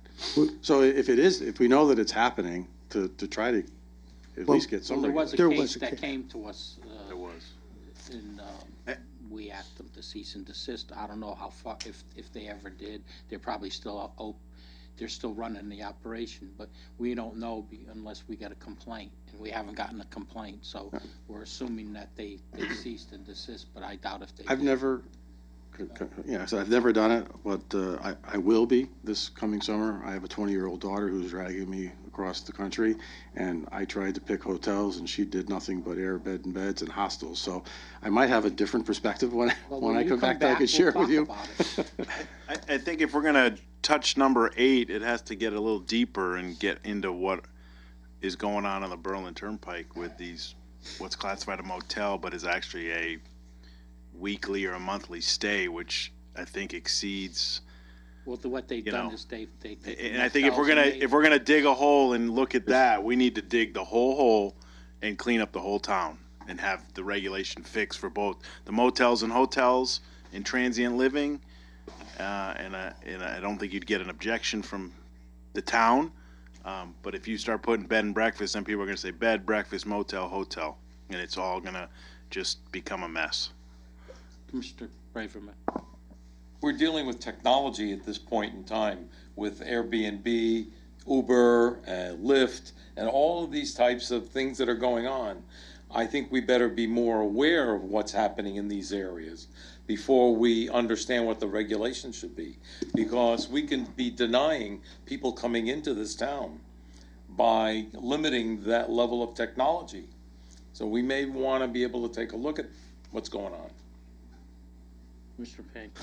Yeah, Mr. Chairman, we had a lengthy discussion on Airbnbs, and I suggest that the town planner dig up the minutes and that we had on that, so that the new commissioners can read them.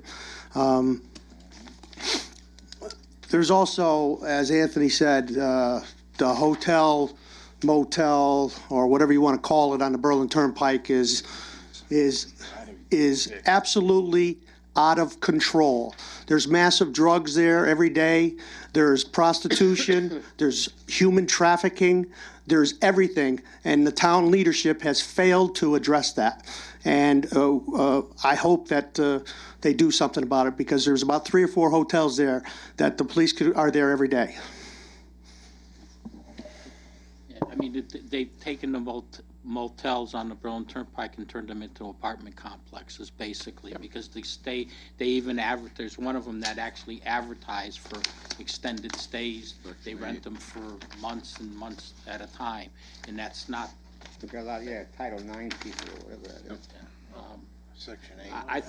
I think Anthony's right. Be very cautious. Start looking at that type of an industry, you got to look at the whole thing. We need to be very cautious on how we address it, and not bring up the culturally or economical differences of who lives there. Just the fact that the regulation states A and B is happening, and that B is the illegal side of the zoning regulation. That's all I'm looking at. I don't care who lives there, who patrons those places, but it detracts from this great community in a far worse way than someone having an Airbnb or a bed and breakfast. It needs to be addressed. It is, Commissioner said, it's out of control on that pike. You thought the signs were out of control? This is taking over. It's bad. It's taking up our police, taking massive amount of time from our police department from doing just general traffic work. Mm-hmm. And it fits well with number 8. I mean, I know it's a big thing, but it fits real good in your thought process here with bed and breakfast. So have fun. Well, I'm not sure it does. I'm not sure it has anything to do with bed and breakfast. I don't know if I would agree with that. Well, if you're going to start bringing up bed and breakfast is classified could be classified as a motel by some attorney. Wouldn't be. Well, okay. I wouldn't be in front of you if I thought it was a motel. It's where it's allowed in the towns that allow it. It's a home business with all the regulations that home businesses require. Limited appearance of a business. Not noisy, all that stuff. Bringing up 8s and all these new things. Let's get the ones that are really detractive fixed. Which ones? The illegal hotels and motels that are operating out of their purview. There is nothing the Planning and Zoning Commission can do about a huge societal problem that's got task forces going on and all kinds of resources that police, health, the little Planning and Zoning Commission can't do anything about that. How is their business approved? What's that? How is their lot? Oh, there's no question that it's a zoning violation. Then why are you sitting there saying it's But so are meth labs. Zoning regulations aren't going to close meth labs. Even though meth labs are probably a home business that didn't get a permit.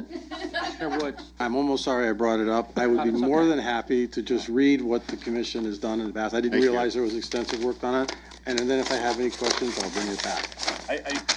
The commission. You guys can laugh all you want, but you're letting the town fall apart. Yeah, Anthony's correct. I am 100% correct. I don't need, thank you for telling me I am, but I already know it. Yeah, I brought it up how many times I bring things that are issues here, and you push them away like, oh, we'll get to it. Because Mike D'Amato is not going to fix the human trafficking and all the other problems That's not what he said. Motels on the Berlin Turnpike. That's not what he said. Well, when you say the issue of motels on the Berlin Turnpike, what are you talking about? They're turning the hotel into something else, and that's a zoning matter. It's a zoning matter. But why do you think they're doing that? Put aside all the illegal activities. That's not in our purview. That's in the council and the police department. But they're changing the operation there, and that's a zoning matter. And Anthony's correct. And we need more zoning enforcement. Okay, that's enough on that issue. Let's continue. Stan, you got one thing you want Yes, I'd like to make a motion that we adjourn. We got public participation first. Yeah, and communication, and the communications item. No? Communications, you want to read? Well, that was, I passed out all my copies, so if somebody has that email from Mr. Smith. And we have. That's a zoning enforcement issue, right? He asked us to bring it to the commission's attention. Okay. So if you're satisfied, I mean, we've done that by presenting it to you. Yep. So, okay. Okay, remarks by commissioners? Any? I got a question for the liaison, if they could come here real quick, Carol and Gail. I've been made aware at the last council meeting that they discussed the ticketing system and it's got pushed aside. Just give us an update of what's going on with that, if it's dead or what's happening. Well, it's not dead. It's been referred back to the Blight Commission. Well, the blight zoning has the blight ticketing has been referred back to the Blight Commission to look at. Because we have a new member that's going to be part of the subcommittee. Not the blight, the subcommittee. Chris Miner's now on that, and he wants to look at it because he wasn't involved when it originally started. And we're tabling the zoning ticket at the same time, and there was some questions that we had that we want answered. Like what? Something that we could answer? Legally, no, it was Ben. Ben had to answer it. I'm trying to remember what it was because I had asked it. It's kind of late, so my brain's a little frizzled right now. This was an issue that I thought that the whole commission supported, and I thought that you guys were behind. We had discussed at that meeting, because I didn't hear any objections. That I hear that it got thrown into the pit. Well, no, it didn't get thrown into the pit. It just got tabled until the blight ticket comes back too, because my concern was, he said he can hand it to the person. I said, well, why can't you just have letters in your car with like the sign violations, regulation, and the different regulations, and hand the person a letter rather than a ticket. It's gonna serve no other purpose. You have to file the warning, then it's 72 hours, and then you can go and hand. I don't know why we took it up and in hand the the first ticket. place. It was an admission. You still have to do a warning. No, the ticket works. No, you have to do No, the ticket works. According to the town attorney, he told us the ticket system would work. Dominic, please, don't raise your voice at me. I'm not raising my voice. Yes, I you just are. want to make sure I'm heard because I There wasn't next is- to the microphone. There is a warning. He has to serve a warning first. I don't know if you're aware of that. I am aware of it. Okay. Matter of fact, on the ticket, there's a box that says warning. And we suggested to the zoning enforcement officer to give him 2 to 3 warnings and then give him a Not ticket. how, and the other question was, we wanted to see what the ticket was gonna look like. Right. We wanted to see what it looked like, and they did not say that there was gonna be a warning on the ticket. It was gonna be a written warning by a letter, and then there was nothing about a warning and nothing about 2 or 3 warnings before the actual ticket was issued. There was no discussion of that. We thought that this was going to be a vehicle to help the zoning enforcement officer. If the council doesn't believe that we did our due diligence on it, this was an item that Bob Sayre worked on. He got the regulation from Berlin. Basically, the ticket operation came from Berlin. No, that was for the, No, that was for the ticketing system. oh, maybe it was. Yes, it was. Okay, I'm sorry, it was.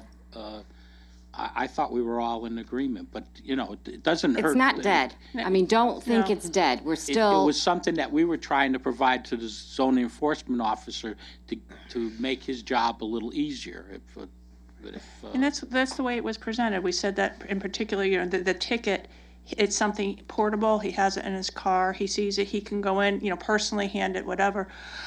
From what I recall, some of the I believe it's probably still going to go through, but some people didn't like the fact that it was called a ticket because they Call it a citation. Yeah, exactly. Call it whatever you want to call exactly. it. But it's still a and we also wanted to see what it was gonna look like. Right, and we asked for just to see, what it looked like, to see how prohibitive it was. And somebody mentioned, I don't know, it's not dead. I think people just had some questions, a little bit more in terms of the actual process, procedure, what the tickets, what this is going to look like. Trying to make it, the word ticket is particularly, since a a lot of it will be towards businesses, let's say. They want to make it a little bit more business friendly, not call it a ticket, call it a, I don't know, whatever, invitation to a party, I don't know what, but. Citation Yeah, or whatever. But we had some questions, and it's going back to Yeah, Blight. They're going to it's- see. it's It's not not dead. dead. It's going to come back. It's just not, we just didn't vote on it. It's not going to be back at the first meeting in January. It'll probably come back in the beginning of February. No, Blight is trying to schedule something. Yeah, I mean, we worked on that we've been talking about this for quite some time. And, I'm surprised, well, I'm not surprised, because Commissioner Minor missed 20-something meetings. If he had come to the meetings when he was a commissioner, he would known that, what we were working on, and now all of a sudden he wants to see it back in his committee. That's all, that's fine and dandy, but I thought it was an opportunity for the zoning enforcement officer, and that's why we pushed it. And Bob and I had many conversations about how it would work and everything, and he put his heart and soul into getting it moved, and I thought it would be something good for the zoning enforcement officer to alleviate some of the time that he spends coming back to the office, writing letters. And Well, just like having a form letter. I mean, the ticket could be a form letter. I mean, and that's what I said. Why does it have to be a ticket? And that's what I proposed, the form letter. Because a letter, he said the ticket will be hand-delivered. I go, a letter can be hand-delivered, just as easy as a ticket. You were all in favor of the ticket. You were here during the whole process. You were here when Attorney Ancona talked to us about it, and he talked about a warning, a check off, and everything in there. So but I'm that's not surprised what that he- now all of a sudden you're changing your mind. I'm leaving. Thank you. Okay. I would just try to stay on top of it and let us know Yeah, what. like I said, what the it's thing- not dead. I think just people had some more procedural type, once something gets before, you just don't want to blank stamp it. It's going to be looked at, and I don't think it's dead. It just people had some questions. Okay, that's all. I got the report back that it was No, dead. it's not so- dead. No. Okay. She was 100% on board. Okay, motion to adjourn. Make a motion to adjourn. Second. Second, all in favor? Aye. Opposed? This is gonna be public